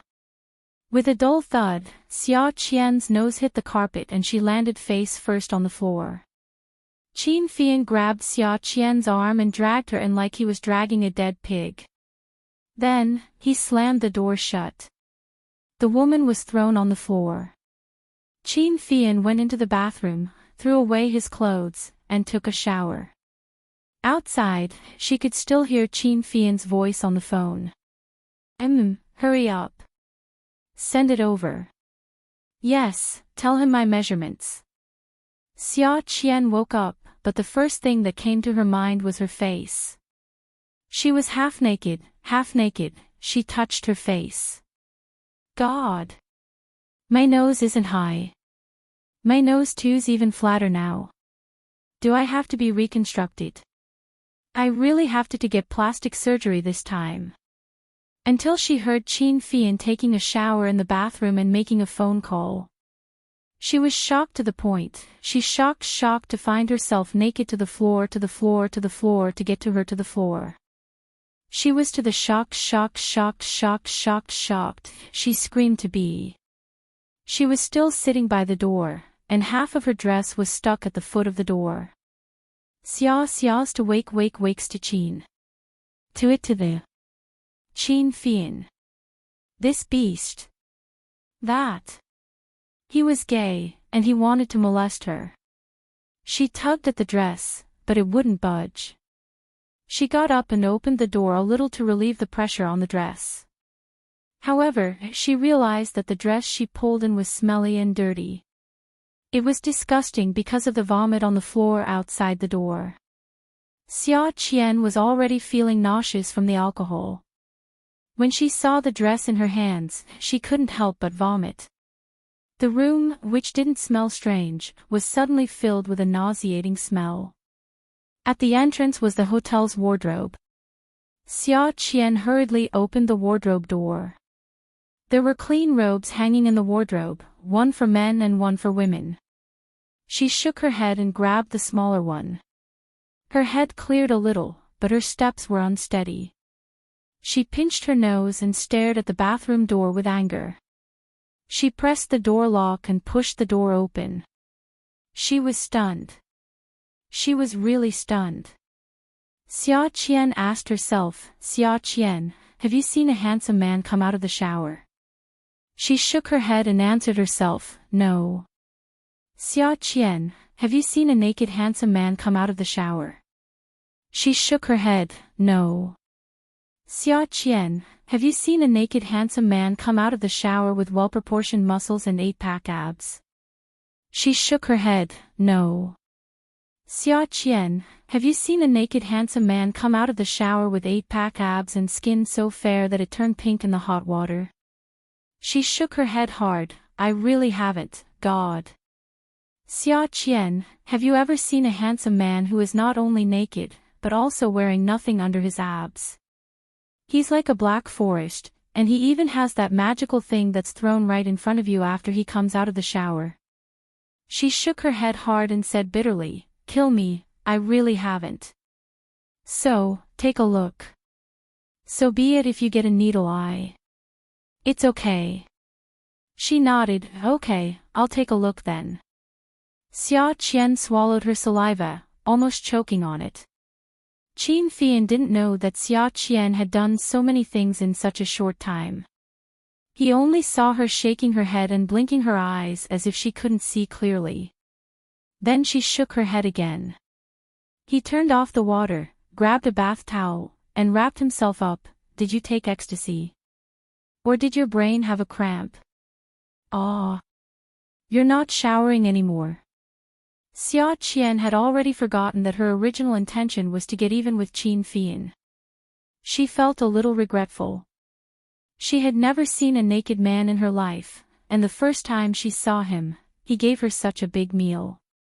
He was a perfect combination of fat and thin, and looked delicious.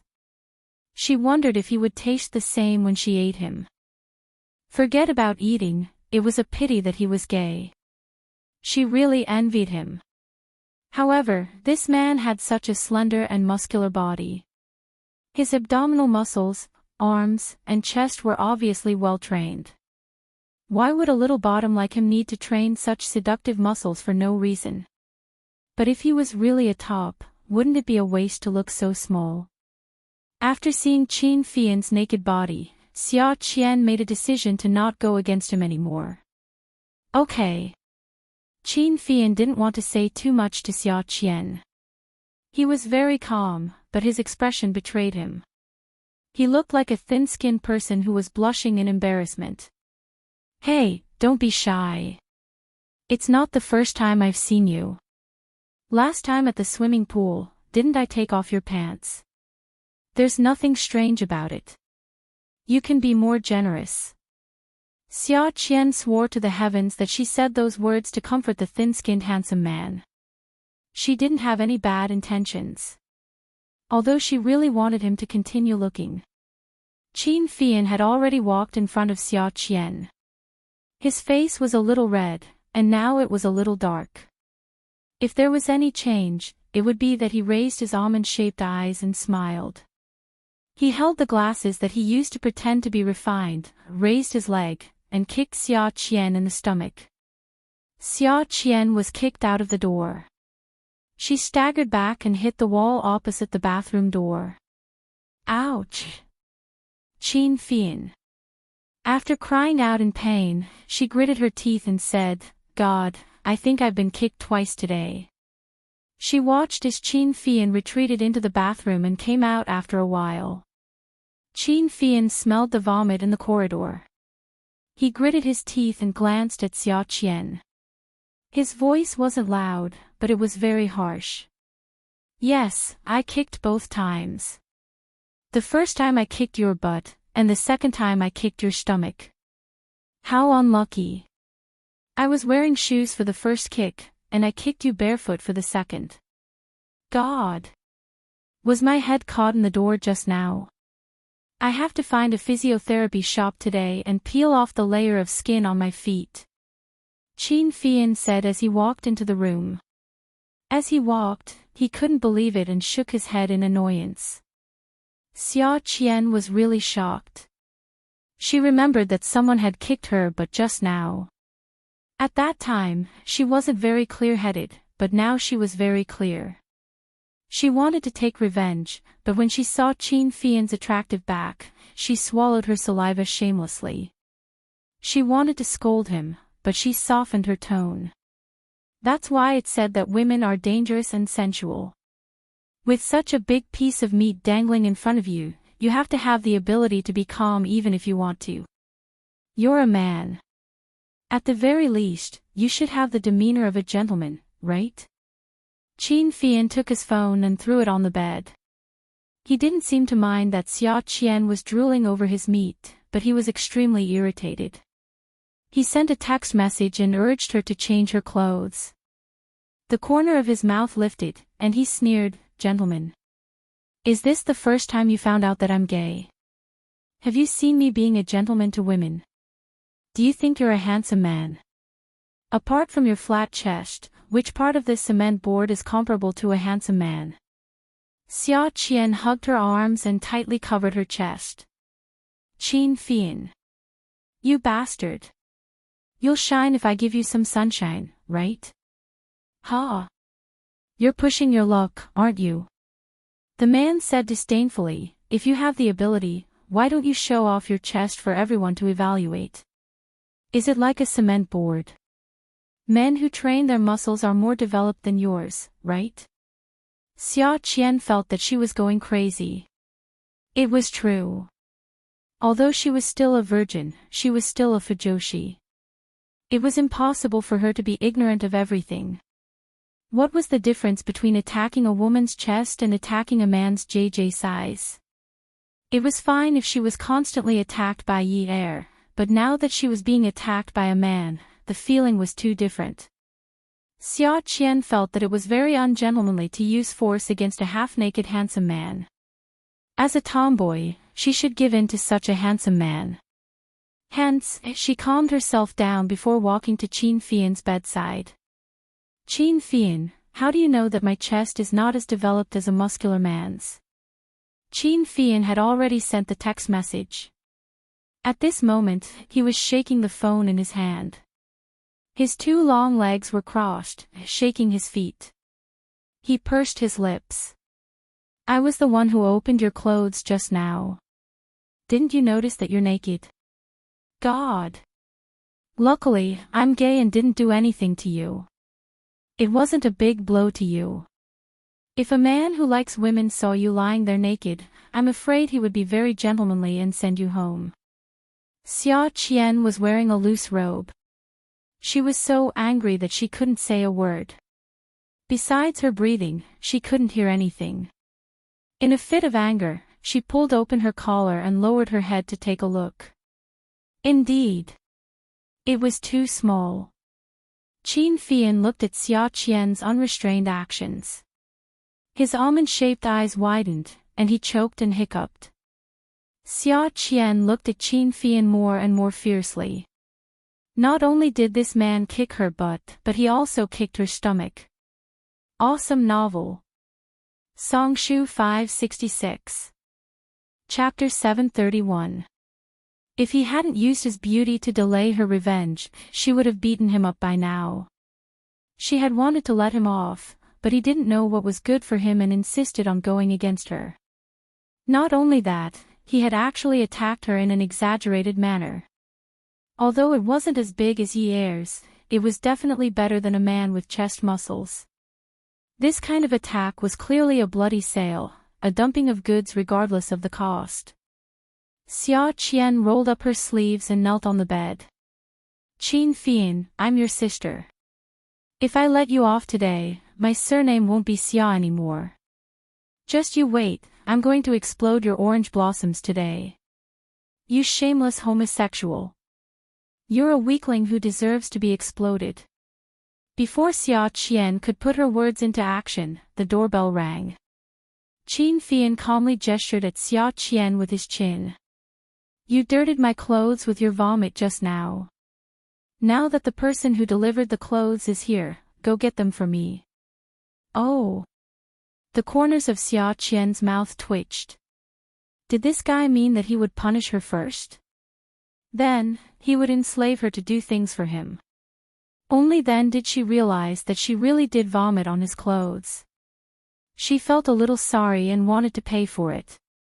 Qin Fian got off the bed and whispered, "Forget it. You must have touched it. It must be dirty." He walked past her to open the door. The smelly dress at the door made Qin Fian's expression darken. However, he kept reminding himself that this was Jiang District, not High City. Xia Qian was his sister-in-law's friend. If he wanted to mess with her, he had to go back to High City. If word got out that he messed with her in Jiang district, people would say that the Jiang family wasn't very kind. Therefore, Qin Fian endured the stench and went into the bathroom to change his clothes. He didn't even say goodbye to Xia Qian until he left. Just as Qin Fian went into the bathroom to change his clothes silently, a certain idiot had already fallen asleep on the bed. She didn't even cover herself with the blanket. The next morning, when Xia Qian woke up, she suddenly remembered everything that had happened last night. She stood on the bed and jumped up and down, shouting, "Qin Fian! A feud has been formed. Wait and see. Exploding your orange blossoms is my only wish in this life." The day after Yi Er's pregnancy, the Jiang family arranged for her to have an ultrasound to confirm that she was really pregnant. After Yi Er got pregnant, Jiang Zhao's heart. Yi Er was aware of Jiang Zhao's kindness, but she couldn't accept that. Ha! I'm not the one who's pregnant. I'm the one who made my wife pregnant. What do you think? Xiang Wan, who was looking for books for Yi Er, couldn't bear to hear that Jiang Zhao had the upper hand over Jiang Rui. Hence, she said with a smile, it's a woman's ability to have twins. If you don't provide 2 eggs, will your twins fall from the sky? So don't make it sound as if you're so great because Yi Er is pregnant with twins. It's all because Yi Er is great. Jiang Zhao choked at first, but then he laughed. Yes, it's because my wife is capable. Look, I've married such a capable wife. This is such a great thing. You really know how to flatter yourself. Xiang Wan had already found all the books and tied them up. Take them and read them. Jiang Zhao held the books in his hands and looked at the bundle of books about pregnancy. His eyes felt bitter, and he adjusted his position and attitude.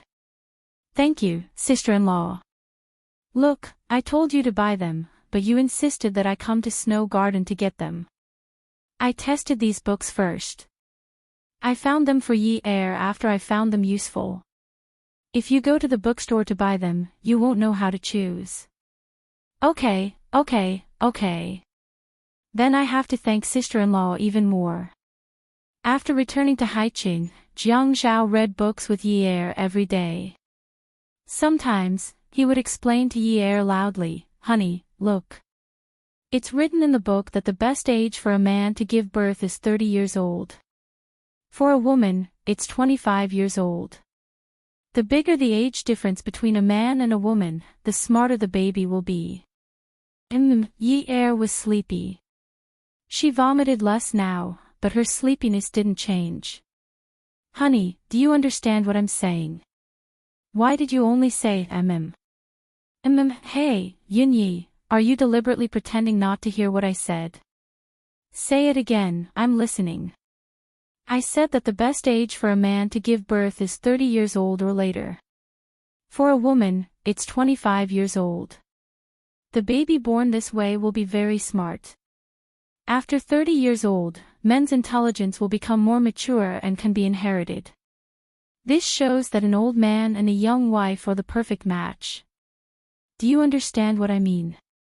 "Yes." Yi Er answered him and didn't hear what he said. She only knew that he kept waving at her. Why isn't this fellow going to work? D***mn. Yun Yi. If it weren't for the prenatal education, he would have cursed. Yi Er was startled by the man's loud and clear voice. She opened her eyes. Wasn't she still lying on the bed? Did he have to work so hard to hug her with one hand and read a book with the other? "Hubby," Jiang Zhao glared at Yi Er. When he heard the soft, "hubby," he lost his temper. Thus, he told her what he thought. The book says that an old man and a young wife are the perfect match. Just like us, although we're 10 years apart, the baby will be very smart. This had always been a barrier in Jiang Zhao's heart. He always felt that this wife couldn't support the family. She was too young and unstable. It was very likely that there would be problems. Now that they had a child, she didn't seem unhappy because of the pregnancy. Yi Er frowned and said blankly, "Why is it an old man and a young wife?" "I think I'm a young wife, but I don't think you're old. Everyone says that I look old, but why do you look so young? So handsome." Jiang Zhao was delighted. He threw the book in his hand and hugged Yi Er even tighter. "Honey, really? Really? You're really not old. You're really not old." Jiang Zhao sweetly and cheekily placed his face on Yi Er's shoulder and smiled. Yi Er was confused.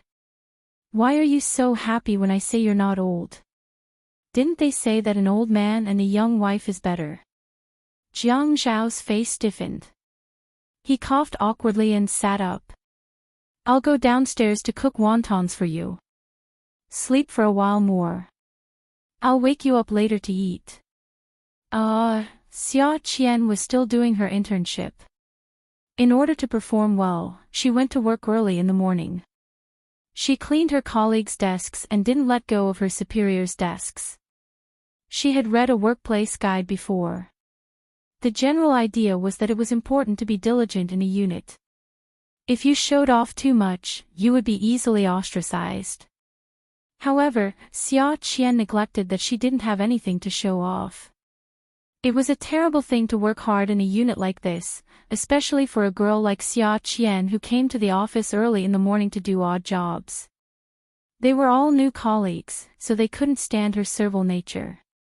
Xia Qian actually didn't know how to socialize.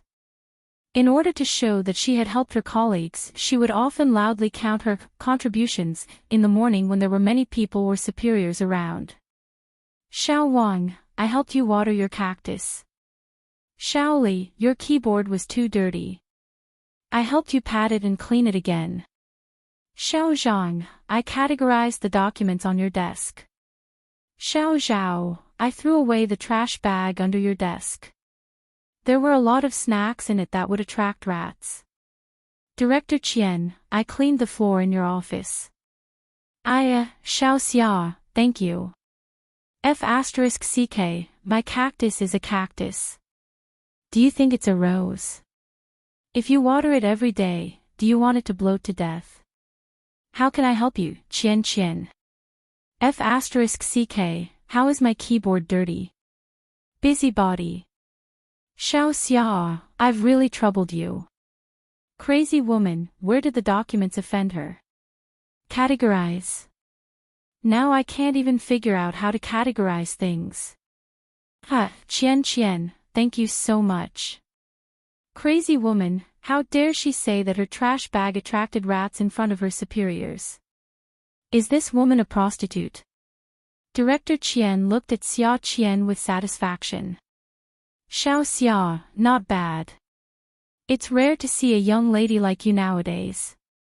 You're also willing to help others. Now the office is clean every day. Not bad. In my opinion, the cleaning auntie isn't as good as Xiao Xia. There aren't many girls like Xiao Xia. You have a bright future ahead of you. 4 pairs of eyes and 8 shiny knives stabbed at Xia Qian's back.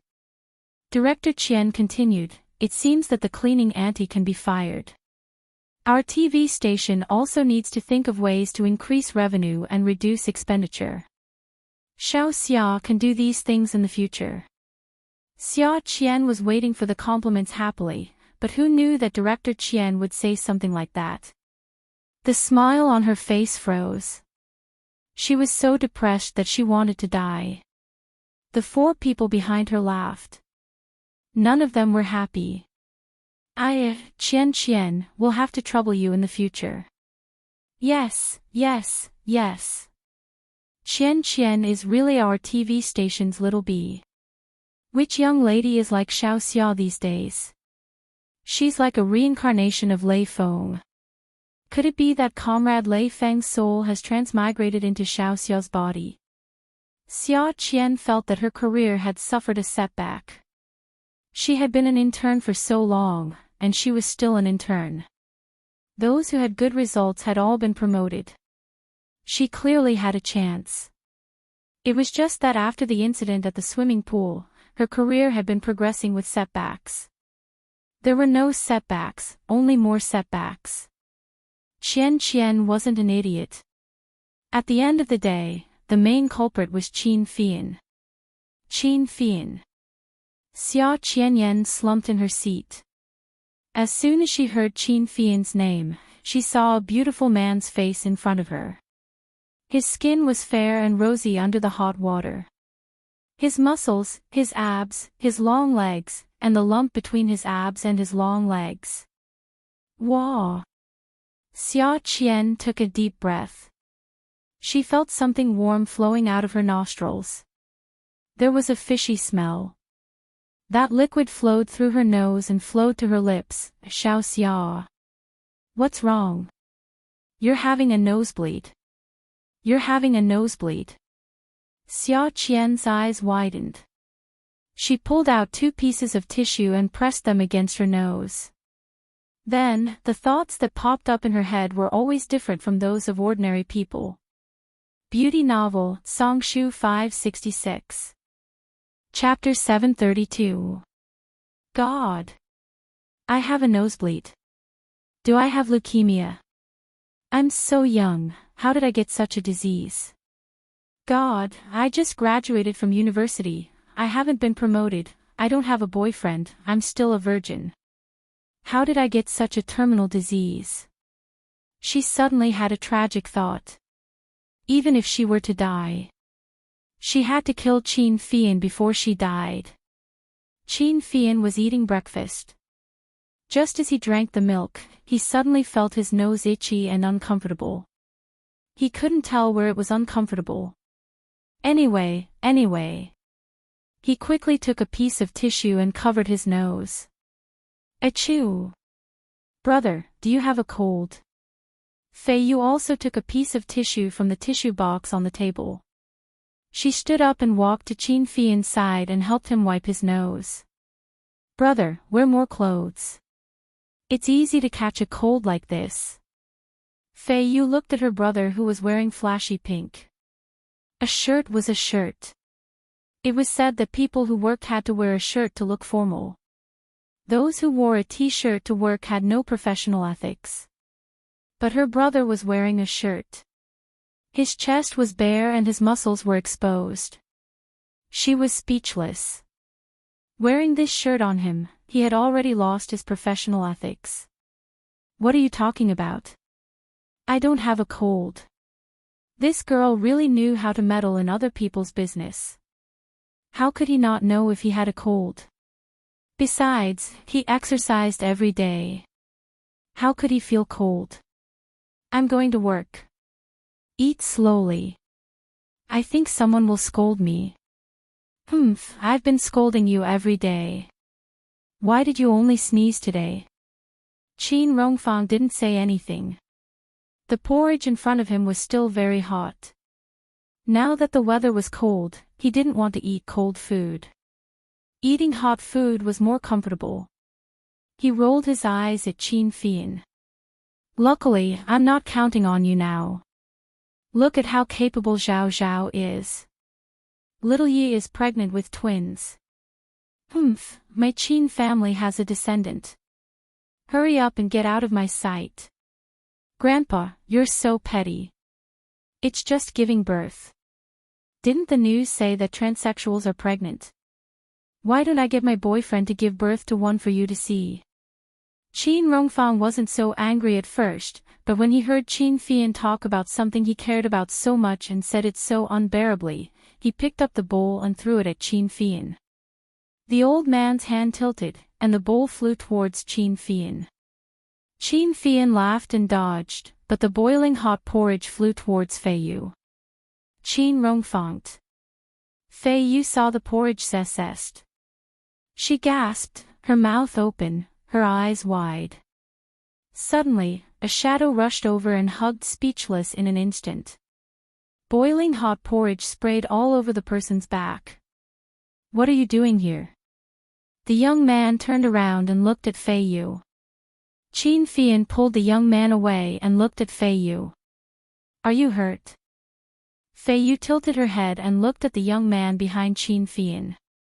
Brother, the porridge splashed on Feng Xing's back. I'm fine. The young man looked at Fei Yu, his eyes relieved. He still didn't speak, but the corners of his mouth turned up slightly. He was wearing a normal t-shirt, but because of his tall stature and delicate features, he stood out. Fei Yu went over and took the young man's hand. I'll take you to the doctor at home. What if you're scalded? Without waiting for the others to agree, she dragged the young man away. Qin Fian frowned at the scene in front of him. Grandpa, what should we do? Fei Yu is still young. She's very compassionate. When Qin Rongfang said this, his tone was obviously not good. He doted on Fei Yu a lot. At that time, it was Fei Yu who insisted on bringing this young man back to High City. She cried and made a fuss, saying that it was wrong to leave him in the lurch. If they left, this young man would definitely be stranded on the streets.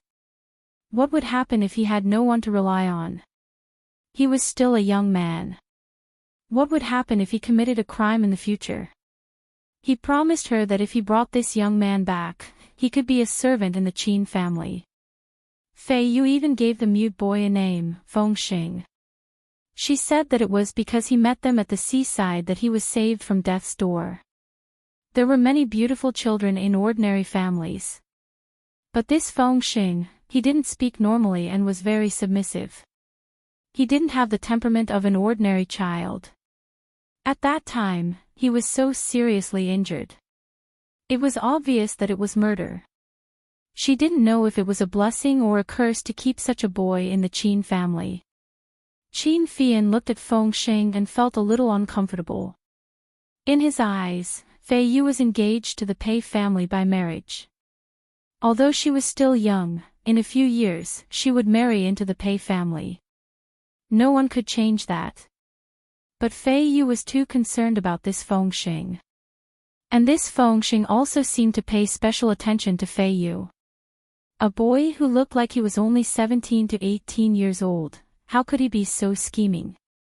But no matter if Fei Yu was scratched by a cat or frightened by a dog, Feng Xing would follow her like a shadow.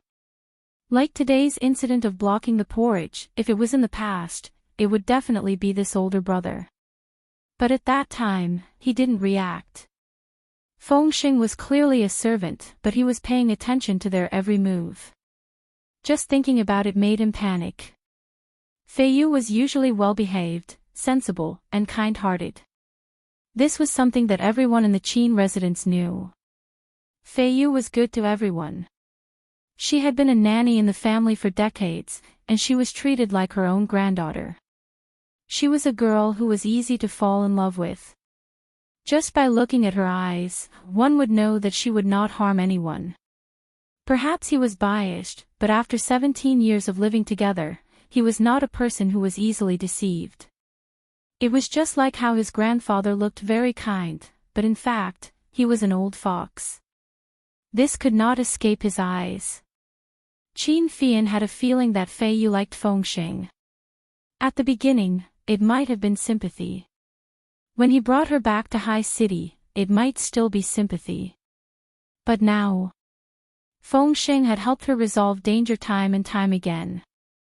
Was it still sympathy? It was very easy for women to develop feelings for heroes.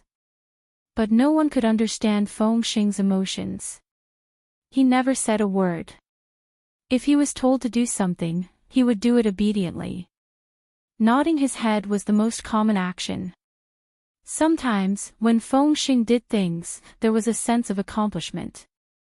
Because he didn't act like a servant, but like a, Qin Fian shook his head. He thought about what grandfather said. His sister was still young. Maybe he was overthinking. After a day of work, it was finally time to get off work. Xia Qian drove her second-hand car, humming a little tune. She was an idiot, so she quickly polished off the day's troubles. Rush hour was the main theme of getting off work. For example, traffic jams, rear-end collisions, or car crashes. When Geely encountered the Maybach, must it be Cinderella who bumped into the prince? No. It must be the princess in distress who met the black-hearted sorcerer. The man didn't care if it was rush hour or not. Like a flirtatious model, he leaned against the front of the Maybach. Miss, compensate me. Xia Qian looked at Qin Fian's flirtatious appearance. The lump between his long legs and abs appeared in front of her eyes again. Ah ah ah. Her nose felt hot again. She quickly covered it. Thinking that she had wiped his car, she quickly pulled out a wrinkled $100 bill from her jeans and handed it to him. Here. Qin Fian looked at her with disdain. $100. Do you think my Maybach is your lousy car? Xia Qian looked at the car behind Qin Fian and felt guilty. She said, lousy car. Get your facts straight. My car looks like a BMW from the front and a Mercedes-Benz from the back. The frame is made in China. How can you call such a noble mixed-blood car a lousy car? Don't you know that Chinese and Western medicine are all the rage for cold medicine now? You're a wretch who worships foreign things. Qin Fian wasn't angry. 30,000. Otherwise, I'll deduct your driver's license. Do you believe me? 30,000. Why don't you go rob a bank? Ha! The man laughed flirtatiously. Xia Qian spat. The weather is so cold and you have so much meat. Are you selling meat? You've gone crazy thinking about money. Take it or leave it.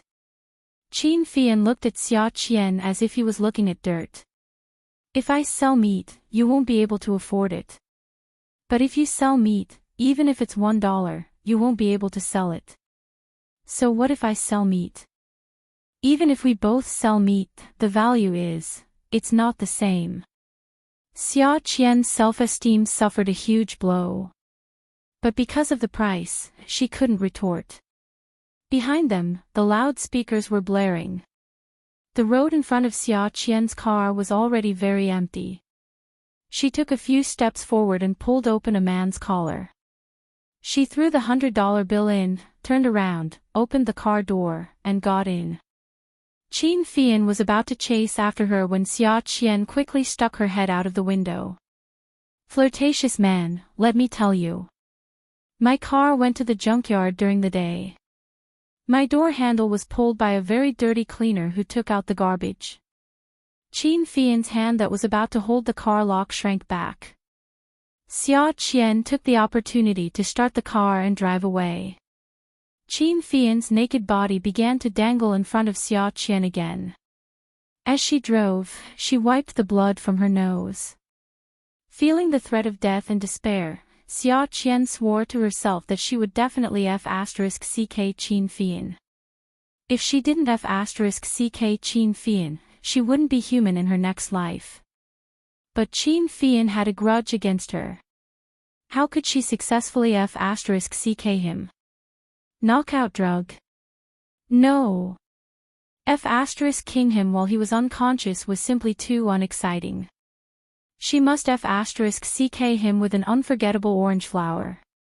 In his future gay life, he would never forget that a woman named Xia Qian had once given him orange blossoms. This way, Xia Qian's spirit would last forever. Xia Qian was a fool. When she felt that she was going to die, she didn't go to the hospital for a checkup. Instead, she thought about how to leave a name for herself after giving birth. When Xia Qian tricked Qin Fian into trusting her in a humble manner and was tied to the hotel bed by Xia Qian, Qin Fian experienced for the first time what it meant to be humiliated. When Qin Fian woke up, the back of his head hurt a lot. He wanted to reach out and rub it, but he found that his left hand couldn't reach the back of his head. His right hand also couldn't reach the back of his head. He wanted to turn over, but it was uncomfortable. Come and see, Songshu 566. Chapter 733. He tried a few more times and realized that his hands were tied behind his back. His feet were also tied. His ears were filled with the sound of bang bang bang bang. He suddenly opened his eyes and realized that he was in a hotel bed. A hotel was always the best place in the world to distinguish it from other environments. No matter how cozy the decoration was, a hotel was still a hotel. It gave off a commercial hotel vibe. Following the sound, he found a woman with pear blossom hair fiddling with something in front of the dressing table. Xia Qian. Hey! Xia Qian was fiddling with a bunch of bottles and various utensils. These utensils were not ordinary utensils, but random things bought from a sex shop. When she answered Qin Fian, she was obviously absent-minded. Why did you tie me up? To satisfy you. Xia Qian felt that this man was asking the obvious, so she picked up a bottle of oil. Wait a minute, I'll find some videos to watch. I think it's a bit difficult to understand the things you gay people do. Time is tight, so I might as well learn and do it now. What do you mean by learn and do it now? Qin Fian shuddered.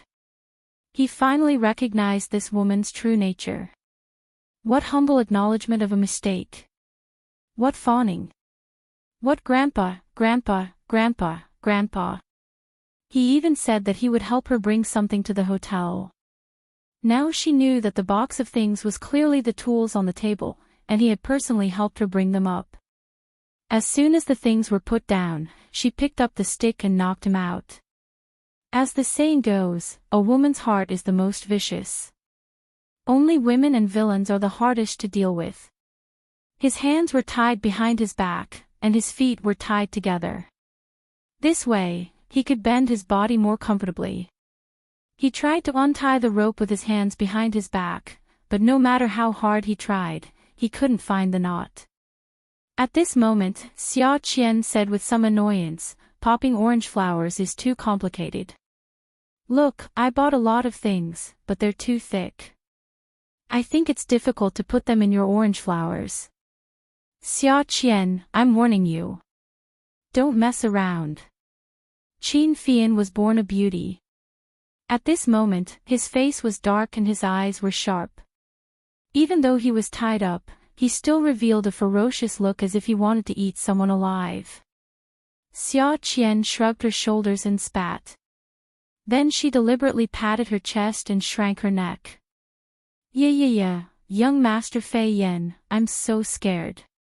Xia Qian, I won't let you live in peace in Sea City. I will personally kill you. Seeking no place to live in peace. Just give him a tomb. If you kill me with your own hands, cremate me, and then throw my ashes into the sea. At this point, Xia Qian started humming a song. Cut love into pieces and blow it into the sea. There are many things that can be understood after being washed away by tears. Innocent as I am. Qin Fian struggled to break free from the rope on his back. When he heard Xia Qian singing Ah Mei's song, he wanted to kick him. How naive. That's right, naive my ass. You don't believe that I'm naive. I feel that there's a need for you to understand me. Xia Qian felt that it was a pity that no one could understand her in her lifetime. Her sister loved her, but it was only love. No one understood her. There were many thoughts in her heart that were not understood. She felt that she was very smart, but others thought that she was very stupid and strange. She clearly felt that things were very right, but in the eyes of others, it was very funny and very funny. Why was this? Xia Qian threw the things in her hands away and climbed onto the bed. She slept beside Qin Fian. Qin Fian reflexively leaned back and wriggled a few times with difficulty, distancing himself from Xia Qian. However, Xia Qian domineeringly put her arm through Qin Fian's neck and pulled him into her embrace. She lay on the bed, crossed her legs, and patted Qin Fian's face with her other hand. She said very manly, "Be good." Qin Fian almost vomited blood. Don't King touch me. His face was really green. His eyes were red. He reckoned that his liver was trembling.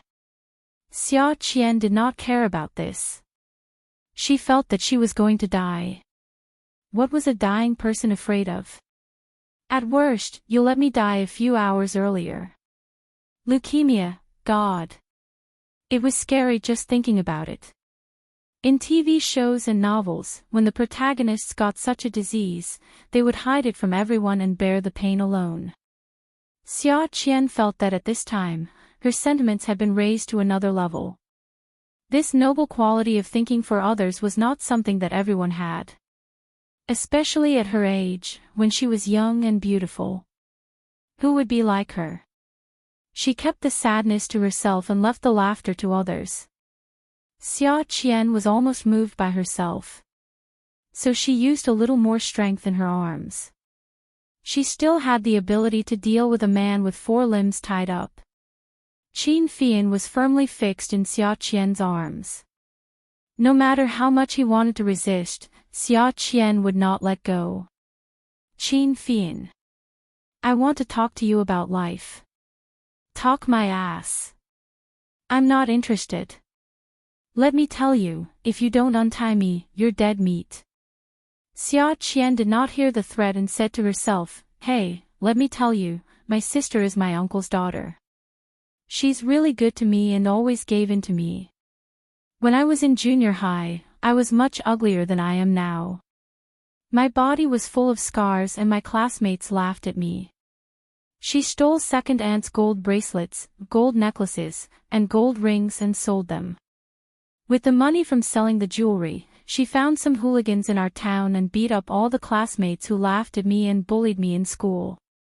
She even said that if anyone dared to bully me in school, she would beat them to death. Xia Qian sniffled. But that day, she helped me vent my anger, but second aunt beat her up too. My aunt couldn't bear to do it, but she had no choice. Second aunt said that she would send her to the police station. Later, eldest aunt gave all the gold that she had brought with her as dowry to second aunt. Only then was the matter settled. Qin Fian was not in the mood to listen to this. Xia Qian, a scourge like you specializes in harming people. Qiu Xiaoye was blind to help you. Qin Fian felt uncomfortable being strangled by Xia Qian. He wanted to break free, but as the saying goes, 2 fists are no match for 4 hands. Now, he could not even stretch out a finger, let alone 2 fists. He opened his mouth and bit down. Who cares what he bit? Xia Qian was shocked by the pain. All the hurt that a literary young woman should have felt disappeared.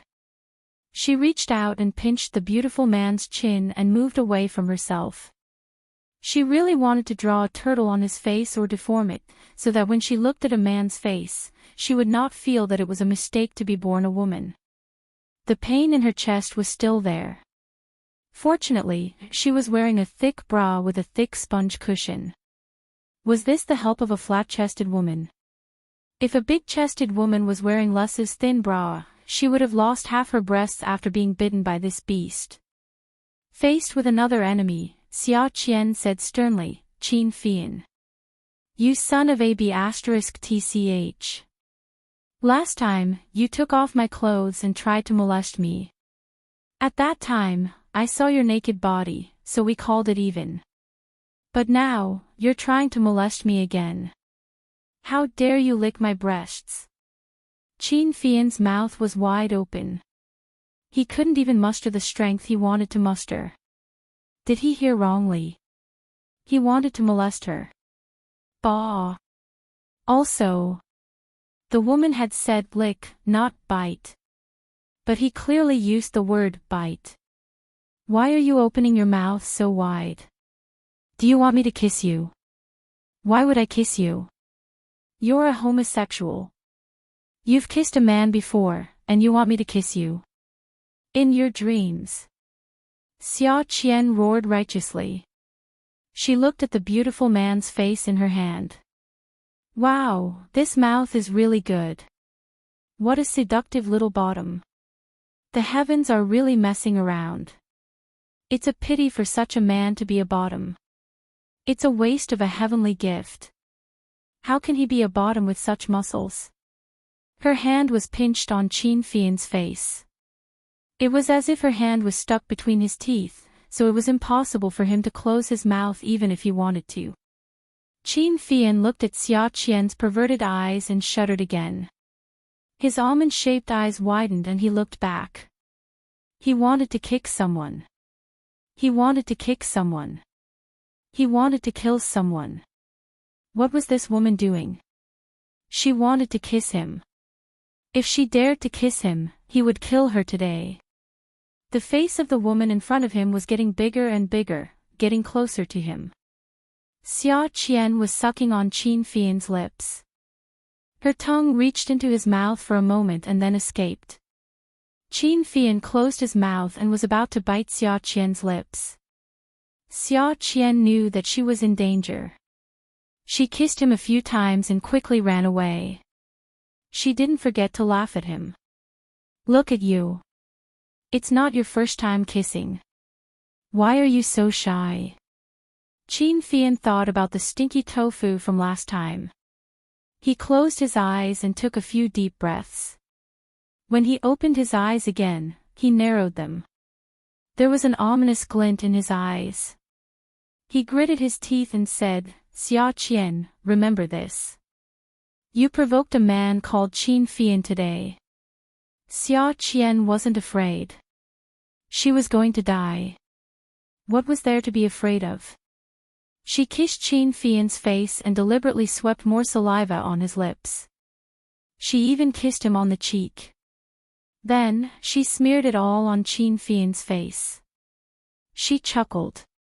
I'll remember it. I'll remember it until I die. Don't worry, I won't forget you. Dear, do you feel honored? Qin Fian could still feel the woman's saliva on his face. This crazy woman. He aimed at the woman's head and used his strength to knock his head against hers. Ah! Ah! Xia Qian let go of Qin Fian and touched her forehead, which was seeing stars. Qin Fian. You! Xia Qian jumped off the bed angrily and picked up a pair of scissors from the table. It was the pair of scissors that Xiaoyi used to cut clothes.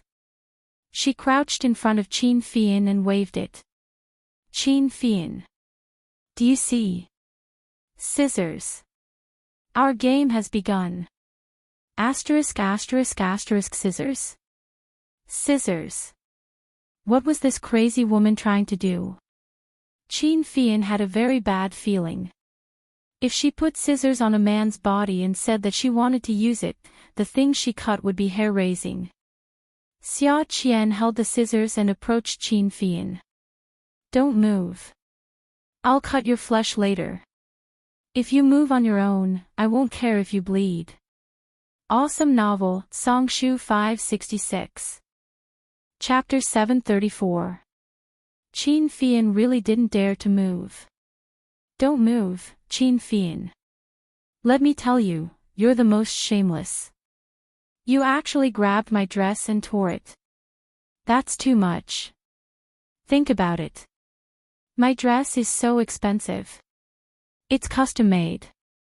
Although my sister also has custom-made dresses are very expensive. Don't you know? You opened the front of the dress. It's so frail that it can't be mended. What a pity. I was planning to wear it to show off at class gatherings in the future. Look at you. It's fine if you don't compensate me, but you keep bullying me.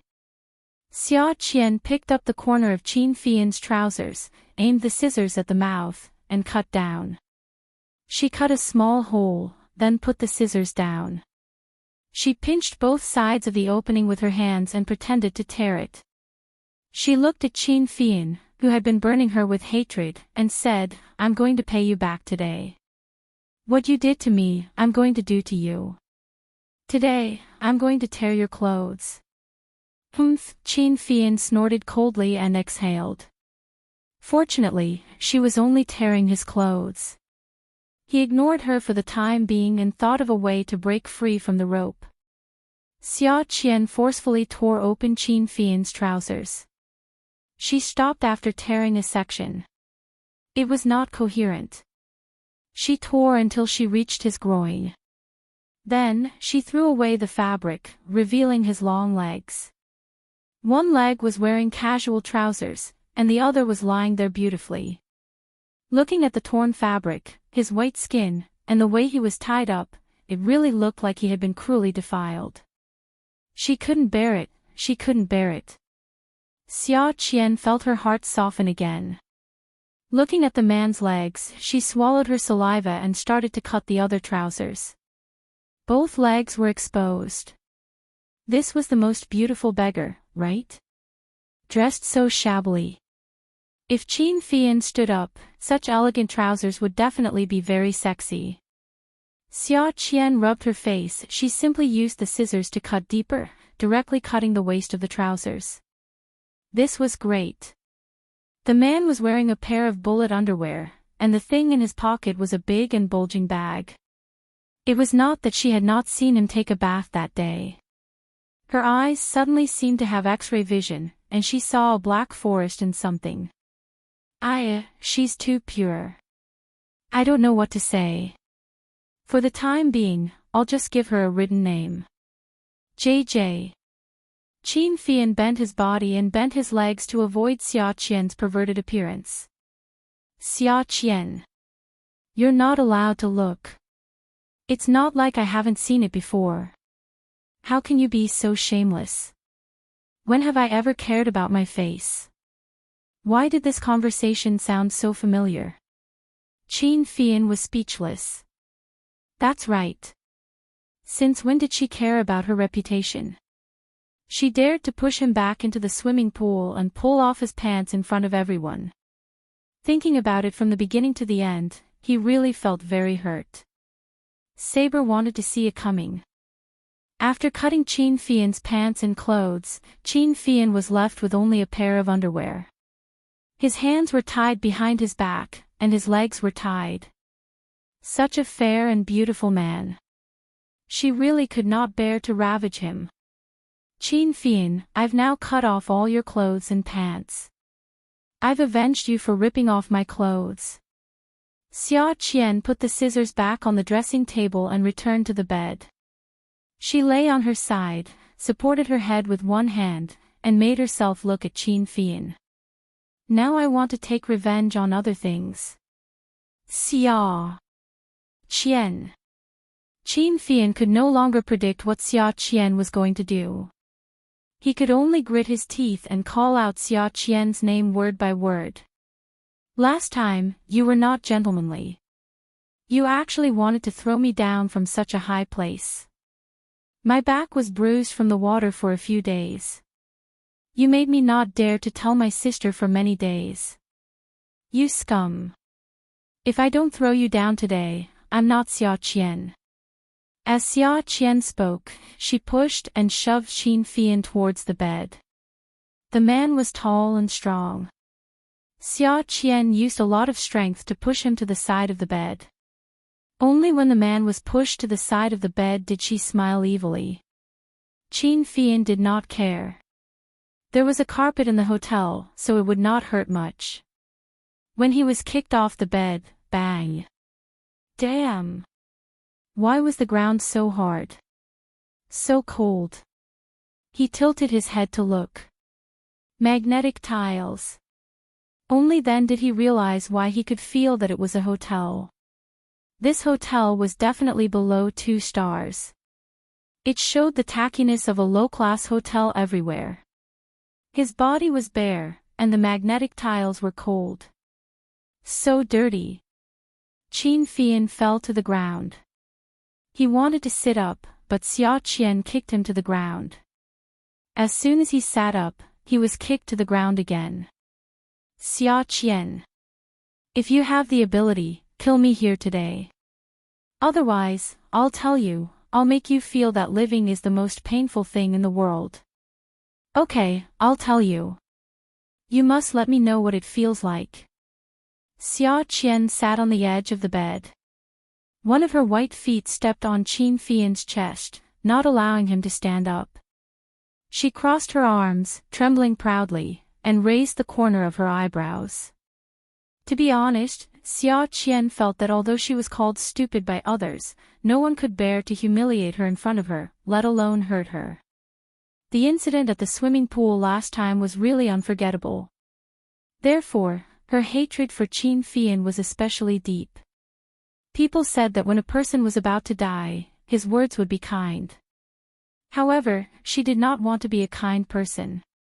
No matter what, she had to solve the problems that she had caused when she was alive.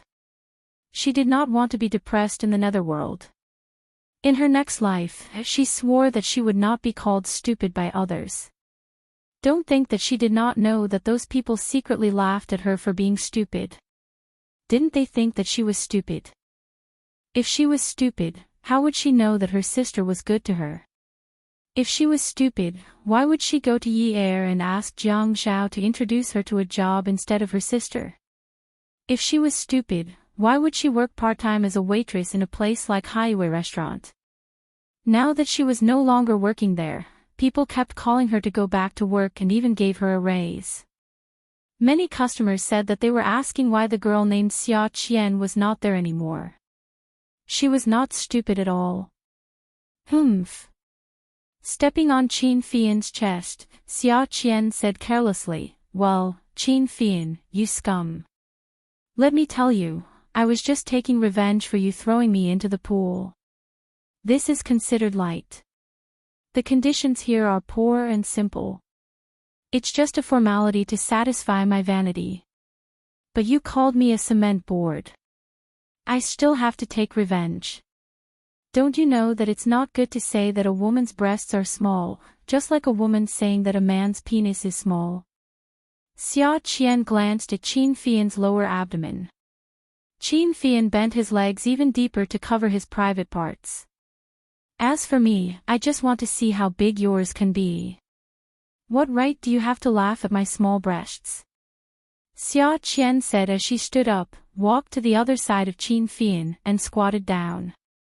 What Xia Qian did to Qin Fian was over. Qin Fian hated women touching his body. This was a fact that everyone knew, but Xia Qian touched him again and again. The first time, she took stinky tofu and forced a kiss on him. She even pressed him to the ground and kissed him. Then, she took off his pants. Today, not only did she kiss him, she even smeared her saliva on his face. He let out a long sigh. He closed his eyes and steadied his mind. He was on the verge of exploding. His hands were tied behind his back, but he could still feel the fake watch on his wrist. His heart was beating violently. He swore that if Xia Qian, this demoness, dared to do anything to him today, he would. In the future, he wouldn't care if she was his sister-in-law's friend or Zhuang Yichen's sister-in-law. No matter who she was. Even God couldn't stop him from taking revenge on her. Xia Qian slowly squatted down beside him and smiled coldly. "Qin Fian, if yours is really big, you can laugh at me however you want. But what if yours is small? In the future, I'll tell everyone that Qin Fian is gay because it's too small." Ha! Qin Fian's heaving chest was filled with anger. Xia Qian could feel it, but she was now a person who didn't fear power. She was not afraid. Her hand reached towards Qin Fian's lower abdomen. Qin Fian desperately bent his legs and bowed his body, determined not to let Xia Qian get close to him. Xia Qian was anxious and tried to pry his legs apart. Qin Fian was even more anxious. He imitated what he did on the bed just now and slammed his head hard against Xia Qian's head. Xia Qian's eyes were seeing stars again. Qin Fian was gasping for breath after slamming his head against Xia Qian. When he spoke, he was out of breath. "Xia Qian. If you dare touch me today, you're dead meat. You're dead meat." When Xia Qian saw Qin Fian lying naked on the floor, her nose heated up again. Oh no, my nose is bleeding again." She was probably not far from death. "I'm already dead meat. Why would I be afraid of you?" You dare not be afraid. Why should I be afraid of you? You think that with Qiu Xiaoya's backing and Zhuang Yichen's backing and the fact that you're my sister-in-law's friend, I have to give in to you, right? Let me tell you, if you dare touch a hair on my body again, I'll use 100 ways to kill you. Xia Qian squatted there and slapped her hands. Why are you so agitated? You've seen my chest, so what's wrong with me looking at your place? You can laugh at me, so can't I laugh at you? Your temper is really weird. Do you really think that you're a young master? So what if you're a young master?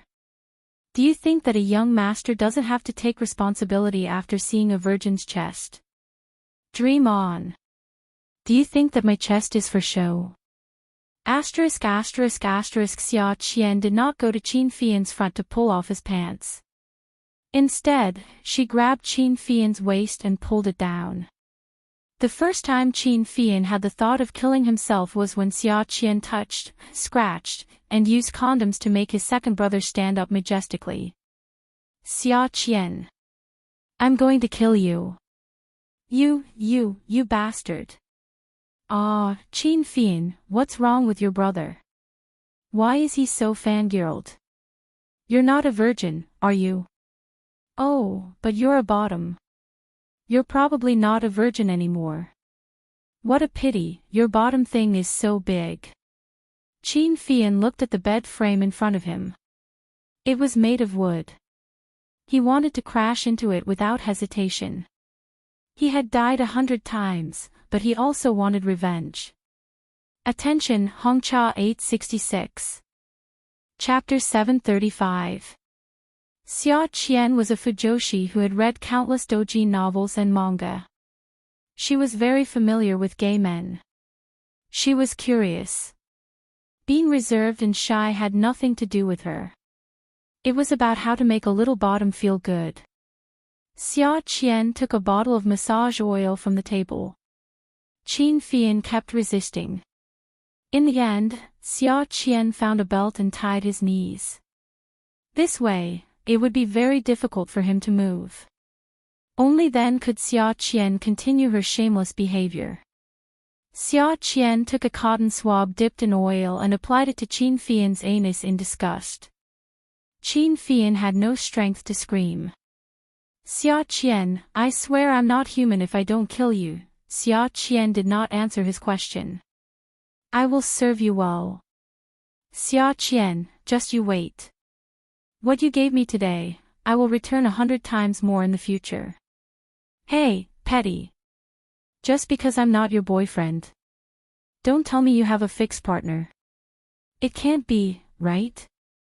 I think a little bottom like you must be very fickle. There must be a lot of big guys who want to fuck you. Look at how white your skin is. Your looks are so good. Oh, your skin is so tender, just like a woman's. When the big guys rape you, they must feel so good. I really want to hear you scream and see if it's like those in the manga. Oh, hey, can you also scream, yemit, yemit? Xia Qian pinched her throat and screamed, yemit, a few times. Qin Fian had goosebumps when he heard it. When Xia Qian applied the oil, she took a male penis and aimed it at Qin Fian's butt and pressed it in with all her might. Qin Fian's heart was not only filled with humiliation, but also with hatred. The thing that was put in the orange flower made him very uncomfortable. Xia Qian frowned and did not dare to act recklessly. However, she was very puzzled. This was not what the calcium tablets and books said. This was not scientific. The rhythm should not be like this. After applying the oil and pushing in, the little bottom should be blushing and groaning. Oh, I can't push in. Why are you so tight? Do you usually give oral sex to Mr. De Gong? Qin Fian was in so much pain that he broke out in cold sweat. Xia Qian, how can there be a monster like you in the world? You still have the nerve to call yourself a virgin. Qin Fian, if a person like you were to be placed among women, you would be a green tea bitch, do you know that? You've already done it, but you have to pretend that you don't know anything. People like you're the sinister side characters in the novels." As she spoke, she gently pushed the thing in her hand a little deeper. As she pushed, she played with Qin Fian's penis. Unexpectedly, it was really like what was written in the book. The condom would swell when she touched it. Qin Fian could clearly feel the humiliation. At this time, an even deeper pain came from his back. To protect. Blood flowed from his forehead. Xia Qian was shocked. She just wanted to take revenge on him. She quickly pulled out the stick that was still stuffed in the man's butt and pushed hard. Qin Fian, don't scare me." Qin Fian heard Xia Qian's voice. So this woman actually knew how to be afraid. Just as Xia Qian's hand reached for Qin Fian's nose, he held his breath. Xia Qian was at a loss. Did he die? She just wanted to take revenge on him. She did not expect him to die. Her hand trembled as she called for an ambulance. The ground was a mess. Xia Qian realized that if the ambulance arrived and saw this scene, it would be bad for her reputation. So she hung up the phone and untied Qin Fian. She wanted to cover him with a robe. The ropes on his hands were untied, and the ropes on his feet were also untied. What Xia Qian did not know was that her good days had finally come to an end. Just as the last knot of the rope was untied by Qin Fian, he used his elbow to hit the woman's forehead. "Qin Fian, you set me up." Qin Fian wasn't wearing anything. He couldn't care so much. He pressed Xia Qian on the ground and tied her up quickly. When Xia Qian came back to her senses, Qin Fian had already carried her to the bed. He stood up and walked into the bathroom naked. After a while, there was the sound of flushing in the bathroom, and the sound of splashing water could be heard. Only then did Xia Qian realize that her hands were tied behind her back, just like Qin Fian. Her feet were tied in the same position. There was a little more. Qin Fian was much worse than her. His back was bent, and his hands and feet were tied together. There was no chance for her to turn over and sit up. She was scared, really. Only then did she recall the scene of Qin Fian calmly walking into the bathroom naked. There was no anger on his face. Not at all. It was as if he was eating.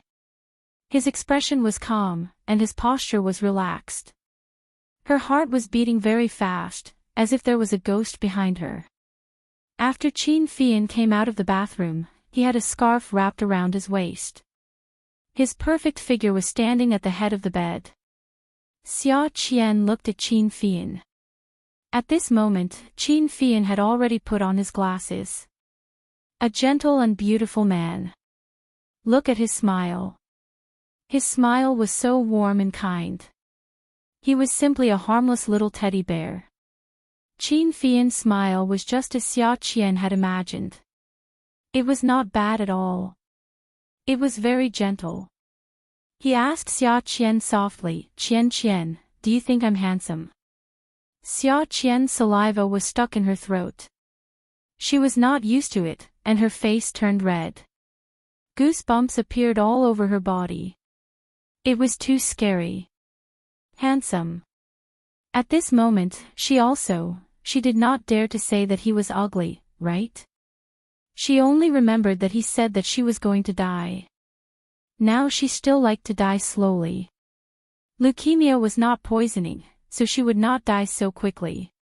At night, she could still go to eat KFC. Tomorrow, she could go to an 88 yuan buffet. The day after tomorrow, she could go to a 180 yuan travel ticket. After working for so long, her sister usually gave her some money, but she did not spend her salary. She still had more than 3,000 yuan in savings that she had not spent. She had not spent all the money that her sister had given her to buy a car last time. She had not spent all the money. How could she die? Handsome, really. Young Master Fian, you're too handsome. Qin Fian's hand rested on the place where the towel was stuck, as if he was going to pull it away. He said slowly, "Really? I think so too." "Then do you think mine is big? Is mine bigger or yours bigger?" After saying that, he smiled shyly. Xia Qian immediately said affirmatively, of course yours is big. How can mine be compared to yours?" Qin Fian had been smiling gently and innocently. His hair was still dripping water, and his eyes behind his glasses were as pure as water. He blinked. Qian, you're so bad. Your chest muscles are not as high as your breasts." Xia Qian's face turned green, and she choked. "Fian. Young master, a woman's breasts are the same as a man's. If you want to compare, of course you should compare her breasts with yours." "Qian, you really know how to talk."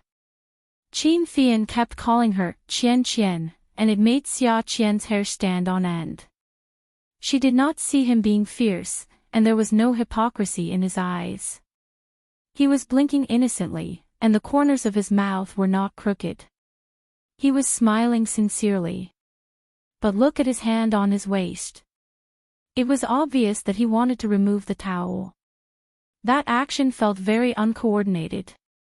Xia Qian trembled. "Young Master Fian, I'm not good with words. I don't know how to talk." "No, Qian is so good with words. She knows everything. She knows popcorn, she knows oral sex. Oh, she's so knowledgeable. I don't know anything. I wanted to ask Qian for advice. Qian just said that my private part is very big.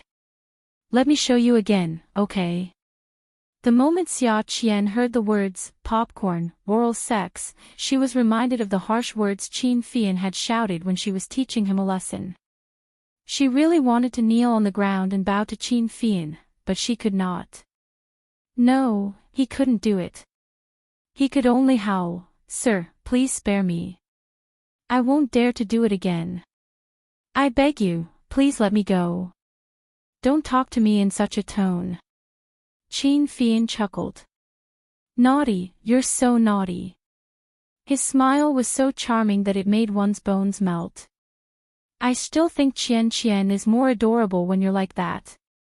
What's wrong with you now? Don't be like this. There are too few girls with true personalities nowadays. Qian's personality is too rare. She's not pretentious or pretentious at all. She's not like those green tea asterisk cheese out there." Xia Qian could not bring herself to smile. Qin Fian was too vengeful. He remembered everything she said and was now returning the favor. Qian, I'll show you again. You like to see it anyway. What do you think?" Qin Fian pretended to pull the towel away. Xia Qian shook her head. It sounded as if she had met a robber who wanted to kill someone who had seen his true face. "Young Master Fian, I don't want to see it. I don't want to see it." "You don't like it? So you don't want to see it?" "I don't." "That means you don't. Then let's see it." The man said as he pulled his towel away. Xia Qian closed her eyes, not daring to look. Just as she closed her eyes, Qin Fian slowly tied the towel back. He slowly bent down and picked up the massage oil on the ground. "Hey! Aw!" She closed her eyes. "I'm telling you to open your eyes and look at what I'm holding in my hand. What do you want?" Xia Qian narrowed her eyes. "I think your face is dry, so I'm going to apply some oil on you. I'll just use that cotton swab. You know it's shameful to waste it." No, change it." That cotton swab had stabbed him in the back. "Ah. Then I'll apply some in your mouth." "Sir. Please forgive me. I'm really sorry. Qin Fian was not willing to listen to Xia Qian's apology. He only cared about his warm words and then put everything he said into action. Xia Qian looked at the fingers in front of her. They were slender and fair, just like a woman's hand. No matter how she looked at them, they were beautiful. His face was a beauty's face, and his glasses were frameless glasses. But what he did was something a beast would do. The cotton swab that had been applied on Qin Fian's buttocks was stained with oil and smeared on Xia Qian's face. Come and see, Hongcha 866. Chapter 736. In just a short period of time, the two of them had switched places. This time, Xia Qian was the one yelling and screaming about revenge. When the cotton swab was put into Xia Qian's mouth, Xia Qian almost vomited. How disgusting. Her stomach churned and her face turned red. Qin Fian bent over and dipped the cotton swab in oil to brush Xia Qian's teeth. He said calmly, "If you vomit and stink the room, I'll find a spoon and feed you spoonful by spoonful. Do you believe me?" When Xia Qian heard this, she swallowed the food that had just reached her throat. The man said, He snorted. Xia Qian nodded. "I'm asking you if you believe me." "I'll use my mouth, I believe you." Qin Fian's face suddenly darkened. His pupils behind the frames of his glasses shrank. He said fiercely, louder. Xia Qian trembled in fear and said loudly, "I believe you." Qin Fian returned to his harmless expression and said gently, That's good. As long as you believe me. Come, I'll brush your tongue and clean it. Open your mouth and stick out your tongue. Xia Qian could only stick out her tongue. The wooden cotton swab handle was longer than the plastic one. Qin Fian only gently held the end. His actions looked very gentle. However, Xia Qian could clearly feel the force on her tongue.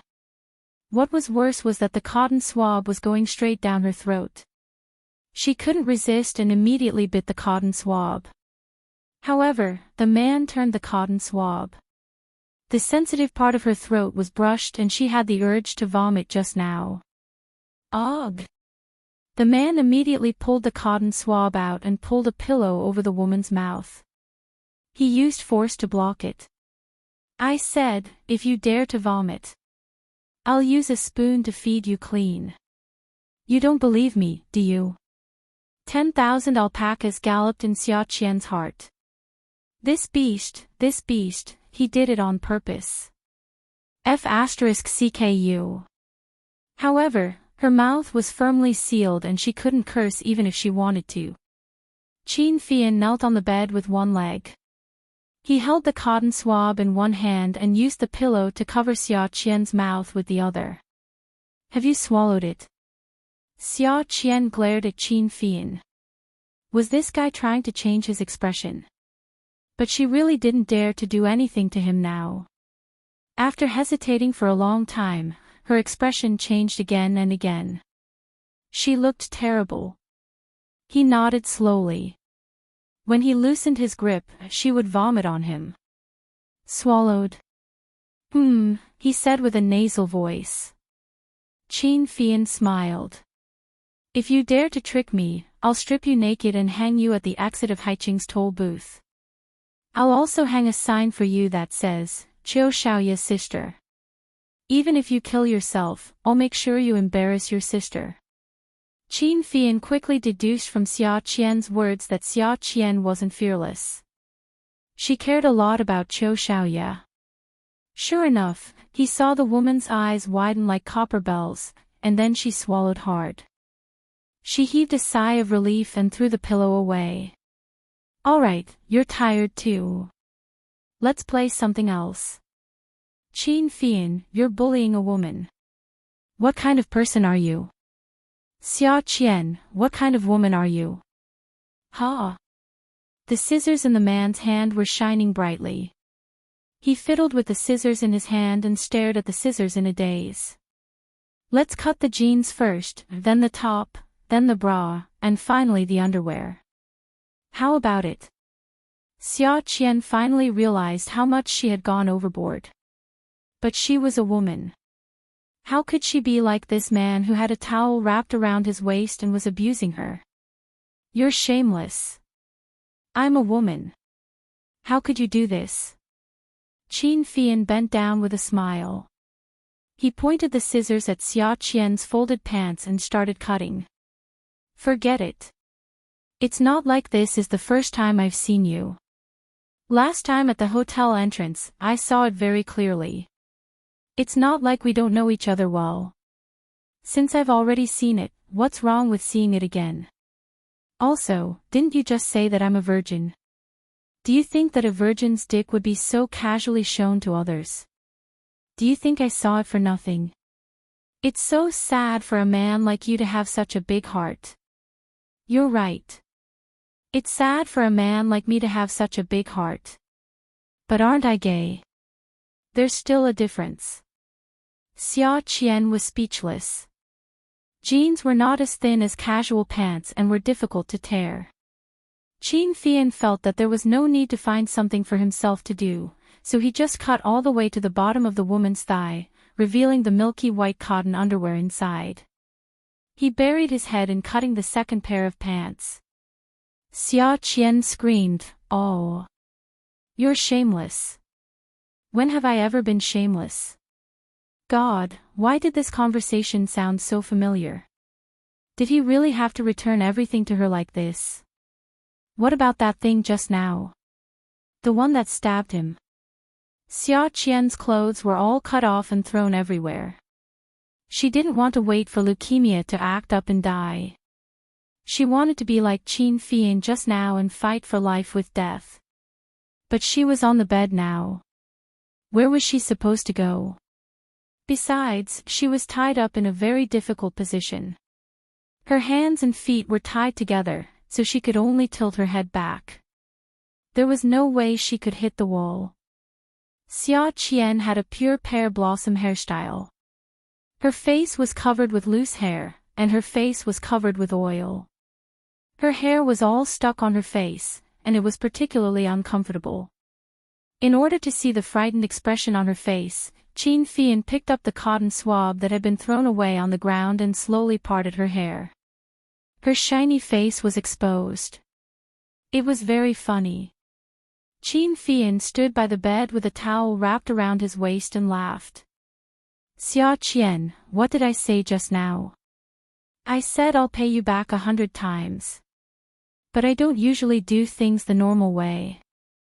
Xia Qian, after you messed with me, you'll definitely receive an unforgettable education. Qin Fian felt that stabbing her but was too dirty. It was mainly because he felt dirty. He could ask others to do it, but he couldn't do it himself. So he made a call. Xia Qian clearly heard Qin Fian say that he wanted chili. He wanted the spiciest chili. He wanted to buy it from authentic Sichuan and Hunan restaurants. He also wanted salt. He also wanted pepper. Qin Fian. What are you doing? Ha! I'm just an idiot. Can't you forgive me? Xia Qian admitted that she was an idiot. She didn't know what this man wanted. She only knew that he wanted revenge and wanted to mess with her. Most of the time, his smile was gentle and kind. But once she disobeyed him, he would immediately turn hostile and shout at her. He was just like a person with a split personality. How could he be more beautiful than a woman? Qin Fian didn't care that Xia Qian was a woman. He sat down on the other side of the bed. He held the TV remote control in his hand and prepared to watch TV. When Xia Qian saw Qin Fian get out of bed, she panicked. Why, young master, what are you doing? Qin Fian held the TV remote control in one hand and pulled a clean pillow with the other. Then, he lay down. He stretched out his long arm and patted Xia Qian's shoulder. Qian, our friendship is really deep. I don't usually touch women, but look at you. Even if I touch you once, it's still touching. Now, I don't feel disgusted when I touch you. Can we be friends? He said, sincerely. Sure. Young Master Fian, let's be friends. Let's be friends. Look at how you're still tying me up. Friend, quickly untie me. Qian, as a friend, you should share your friend's burdens, right? Of course. For example, I'm very sad now that you've tied me up. I'm very sad now. Sigh. Qin Fian threw the TV remote control away and raised his hand to cover his face. He sighed sadly. Sigh, I feel what's wrong? Tell me. If I can help you, I'll help you. Qin Fian moved his hand away and turned his body. He looked into Xia Qian's eyes and continued to sigh. I don't touch women. Look at you. You're naked in front of me. I even took off all your clothes. I don't know what to do now. I'm very conflicted now. I just can't find a place to vent. Since you're my friend, let me vent properly. Just a moment. Cooperate, okay? Xia Qian's little face twitched. Okay, your ass. This pervert, scumbag, liar. She thought that he was going to confide in her about some topics. In the end, this scumbag was just trying to instill fear in her. At this moment, the doorbell rang. Qin Fian had just gotten out of bed. Xia Qian had just shouted the word, help, when Qin Fian turned around and said with a smile, my secretary, do you think it's useful for you to call for help? If you don't shut up, I'll get a few more secretaries to come over and blow your orange blossoms. Then, I'll hang you at the toll booth in Haiqing. I'll also hang a sign. Xia Qian shut her mouth. When Qin Fian entered the house with 2 bags and closed the door again, Xia Qian immediately cried. One bag was Qin Fian's clothes. The other bag was full of salt, chili, pepper. Xia Qian felt that Qin Fian was a beast. At this moment, he was slowly putting on his clothes in front of her. After putting on his clothes, he would become a beast in human clothing. The beast in human clothing bent down and picked up the other bag. He looked at Xia Qian with a smile and waved the bag in his hand. He said gently, Qian, come on. Let me vent. Give me a moment.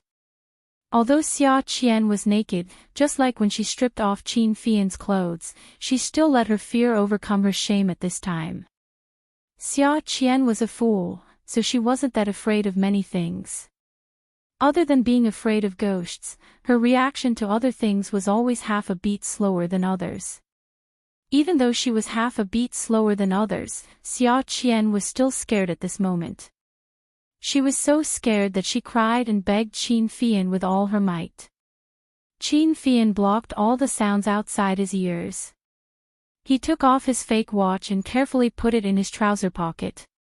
He put on the rubber gloves used for housework and opened the chili, pepper, and salt. There were protrusions in the palm of the gloves. It was probably designed by the manufacturer to prevent the bowls from slipping. However, Qin Fian wore such gloves and rubbed them hard on Xia Qian's body.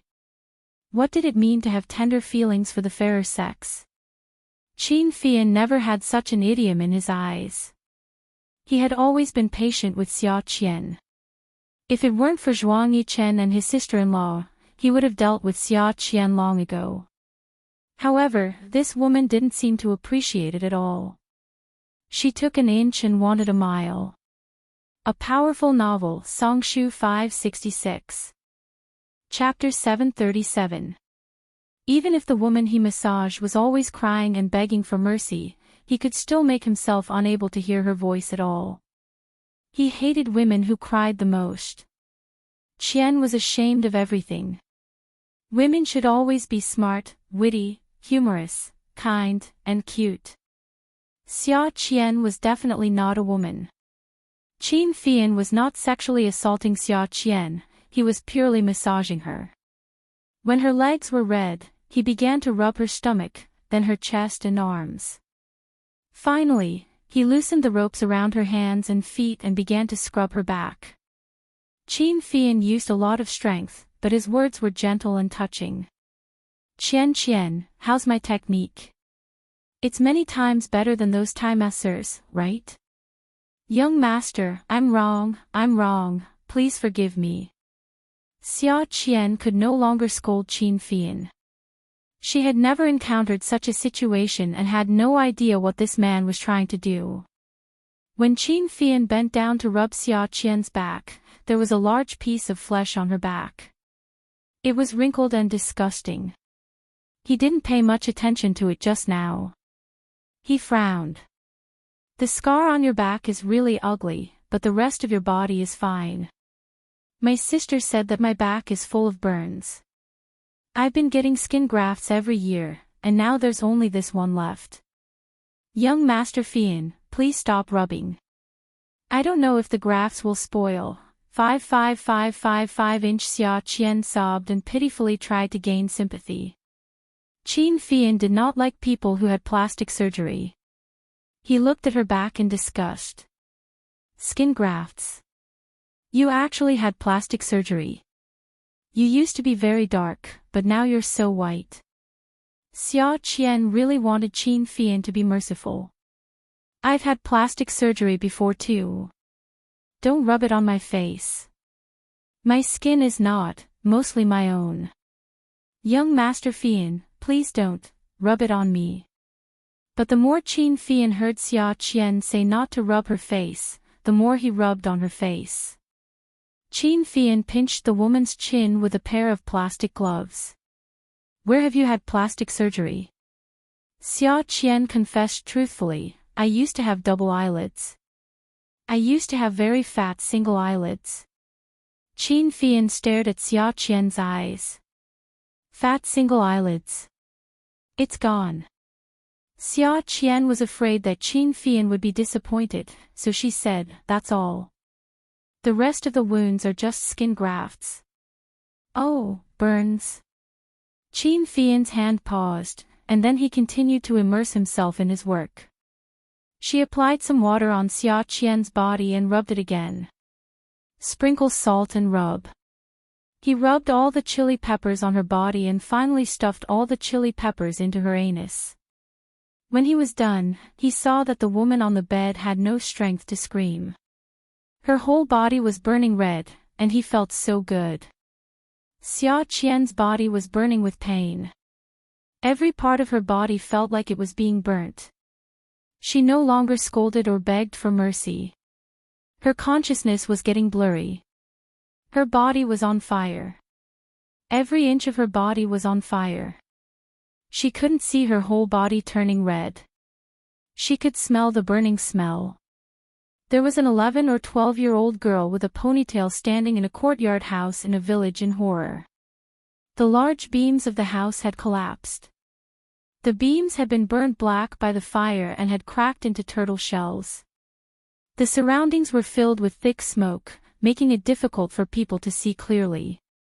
However, they seemed to be able to smell the thick smoke, making them choke with a tear-inducing smell. There were two adults sleeping beside her, a man and a woman in their 30s. They were covered in burns and didn't move at all. On the other side of the courtyard, there was a little girl sitting on the ground and crying uncontrollably. The girl didn't dare to move. Pieces of burning wooden beams were falling from above her head. She only dared to lift her sleeves to wipe her tears. Then she looked at the little girl with ponytails and cried her heart out. The little girl with ponytails ran from the other side of the corridor. She ran to the little girl with ponytails and said, "Sister, run. Bing Dan, I sprained my ankle. I can't stand up. I'll carry you. Bing Dan, run quickly. It's going to collapse. My parents are dead. I won't run. I'll carry you. You go find your parents." There were waves of thick smoke. The fire was burning more and more fiercely under the gusts of wind. Xia Qian couldn't see clearly. She could only see the pillars falling and the beams collapsing. The beams were burnt into black charcoal, and the black charcoal was covered in demon-like flames. Xia Qian could hear the sounds of people putting out the fire from all directions. She clearly saw the little girl with ponytails carrying the little girl with ponytails on her waist. As they ran, something fell down. It was hot and heavy. Xia Qian felt it. She threw the little girl with ponytails away. She looked at the middle-aged man and woman in the courtyard and cried. "Mom! Mom!" Her whole body was on fire. Someone was shouting, "Little Bing Dan, Little Bing Dan." Qin Fian looked at Xia Qian convulsing. Her whole body was as red as a boiled crab. The bed was a mess. Chili peppers were spilled all over the bed. The woman was placed on the bed like a piece of cured meat for him to vent his anger. He looked coldly at his masterpiece. Then, he took off his glove and put on his fake watch. "Mom! Dad!" The almond-shaped eyes behind his spectacles narrowed. He bent down and leaned close to the woman's ear. He quietly listened to the muffled murmurs. "Mom! Mom! Run quickly!" Qin Fian stood up. He was a little anxious. His hands were trembling. He clenched his fists and pressed them against his open mouth. His good-looking brows were furrowed. "Mom!" Haiqing was a provincial city. Qiu Xiaoye and the rest were all from Haiqing. The children here didn't call their parents daddy. Their mommy was already very kind. "Ah, Ma." There were no ethnic minorities here. He bent down again and poked her face with his white fingers. "Xia Qian, Xia Qian." "Mom. I want fruit candies. Today, I want 2 pieces." Qiu Xiaoye and Zhuang Yichen didn't know that Xia Qian was sent to the hospital. Jiang Zhao was in the ward. Looking at Qin Fian's sloppy appearance, he gritted his teeth. "Qin Fian. Let's see how you explain this to Yichen.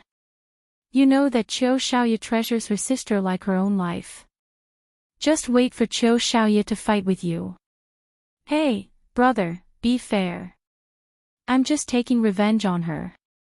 You didn't see how she treated me. Oh, so I'm just going to let her torture me and not fight back at all. Then won't she ride on my head in the future? Qiu Xiaoye will fight with me. When Xia Qian was messing with me, shouldn't she be waiting for the Qin family to fight with her?" Qin Fian didn't look Jiang Zhao in the eye. He leaned against the wall and crossed his arms, retorting loudly with a guilty conscience. Jiang Zhao hadn't been happy about being a father for more than a few months. He was playing at the amusement park with his wife and brother-in-law when he received such a call. He was furious. "You're the same as Xia Qian. You know that you're always stupid. Are you also stupid like her?" Qin Fian didn't feel good being lectured. He stood up straight and said self-righteously, "There are so many stupid people. I should give in to them, right?" Jiang Zhao said sternly, "She has a special relationship with Yichen. Can't you at least show her some mercy for Yichen's sake?" "How can I show her mercy? She didn't show any mercy when she messed with me. Call Zhuang Yichen. We can't keep this a secret." Jiang Zhao thought about it and took out his phone. Qin Fian snatched Jiang Zhao's phone and took out his own. "I'll take responsibility for what I did. I'll talk to him myself." He dialed the number. "Yichen, come to Rinxin Hospital. I applied chili all over Xia Qian. She's unconscious now and is on an 4 drip." There was no Zhuang Yichen's voice on the other end of the line. Instead, there was Xiaoye's roar. "Qin Fian. I'm going to kill you." Qin Fian trembled when he heard this. It was as if she really wanted to kill him. Xiaoye threw the phone and rushed into the kitchen without taking her handbag. She grabbed a kitchen knife, opened the door in her slippers, and rushed out. Zhuang Yichen's expression changed and he quickly followed her. Xiaoye drove her own car and sped all the way, ignoring the traffic lights. Zhuang Yichen's car was behind Xiaoye's. He caught up with her a few times, but Xiaoya shook him off. Zhuang Yichen felt that the situation was serious and he quickly called Qin Fian. Qin Fian, you're AF * king beast. You know that Xiaoya cares about her sister, but you're still so F * king ruthless. No matter how deep the hatred is, can't you bear it for my sake? F * ck, no matter how much she goes, she's just a woman. Let me tell you, Xiaoya is going to find you with a kitchen knife. I can't keep up with her car. You better hide. *****. When Qin Fian received Zhuang Yichen's call, he instinctively felt conflicted. He wasn't the one at fault, so why was everyone blaming him? He pushed his glasses up his nose and said coldly, "Let her come over. Xia Qian was the one who offended me first. I didn't provoke her. You can ask Qiu Xiaoya to come over. She dared to use a knife on me, so I'll do the same to her. I won't admit to anything." Qin Fian. Zhuang Yichen stepped on the accelerator. He didn't care about lane changes, traffic lights, or sidewalks. He didn't care about anything that could be passed. He just stepped on the accelerator and rushed over. "I apologize on behalf of Xia Qian, but you should avoid Qiu Xiaoya and give in to her. She's angry now. Are you really going to go against her?" Qin Fian pondered for a while. "What can I do? You all think that I'm in the wrong. How am I in the wrong? Can you have some basis for your words? What did I do wrong? Xia Qian kidnapped me. If I didn't injure my head, she wouldn't have let me go. If I was the one who was injured today, and someone tried to attack her with a knife, would you ask her to give in? When you speak, don't always take your stand. You all have your stand, but I don't. My stand has to disappear because of the person you're siding with, right?" Zhuang Yichen hung up the phone. He couldn't refute Qin Fian's words. He could only drive the car faster. Xiaoya's car rushed into the hospital. She didn't stop in the parking lot. She picked up the kitchen knife on the passenger seat and wrapped it with fabric in the car before rushing to the inpatient department. Awesome novel, Xinwu 799.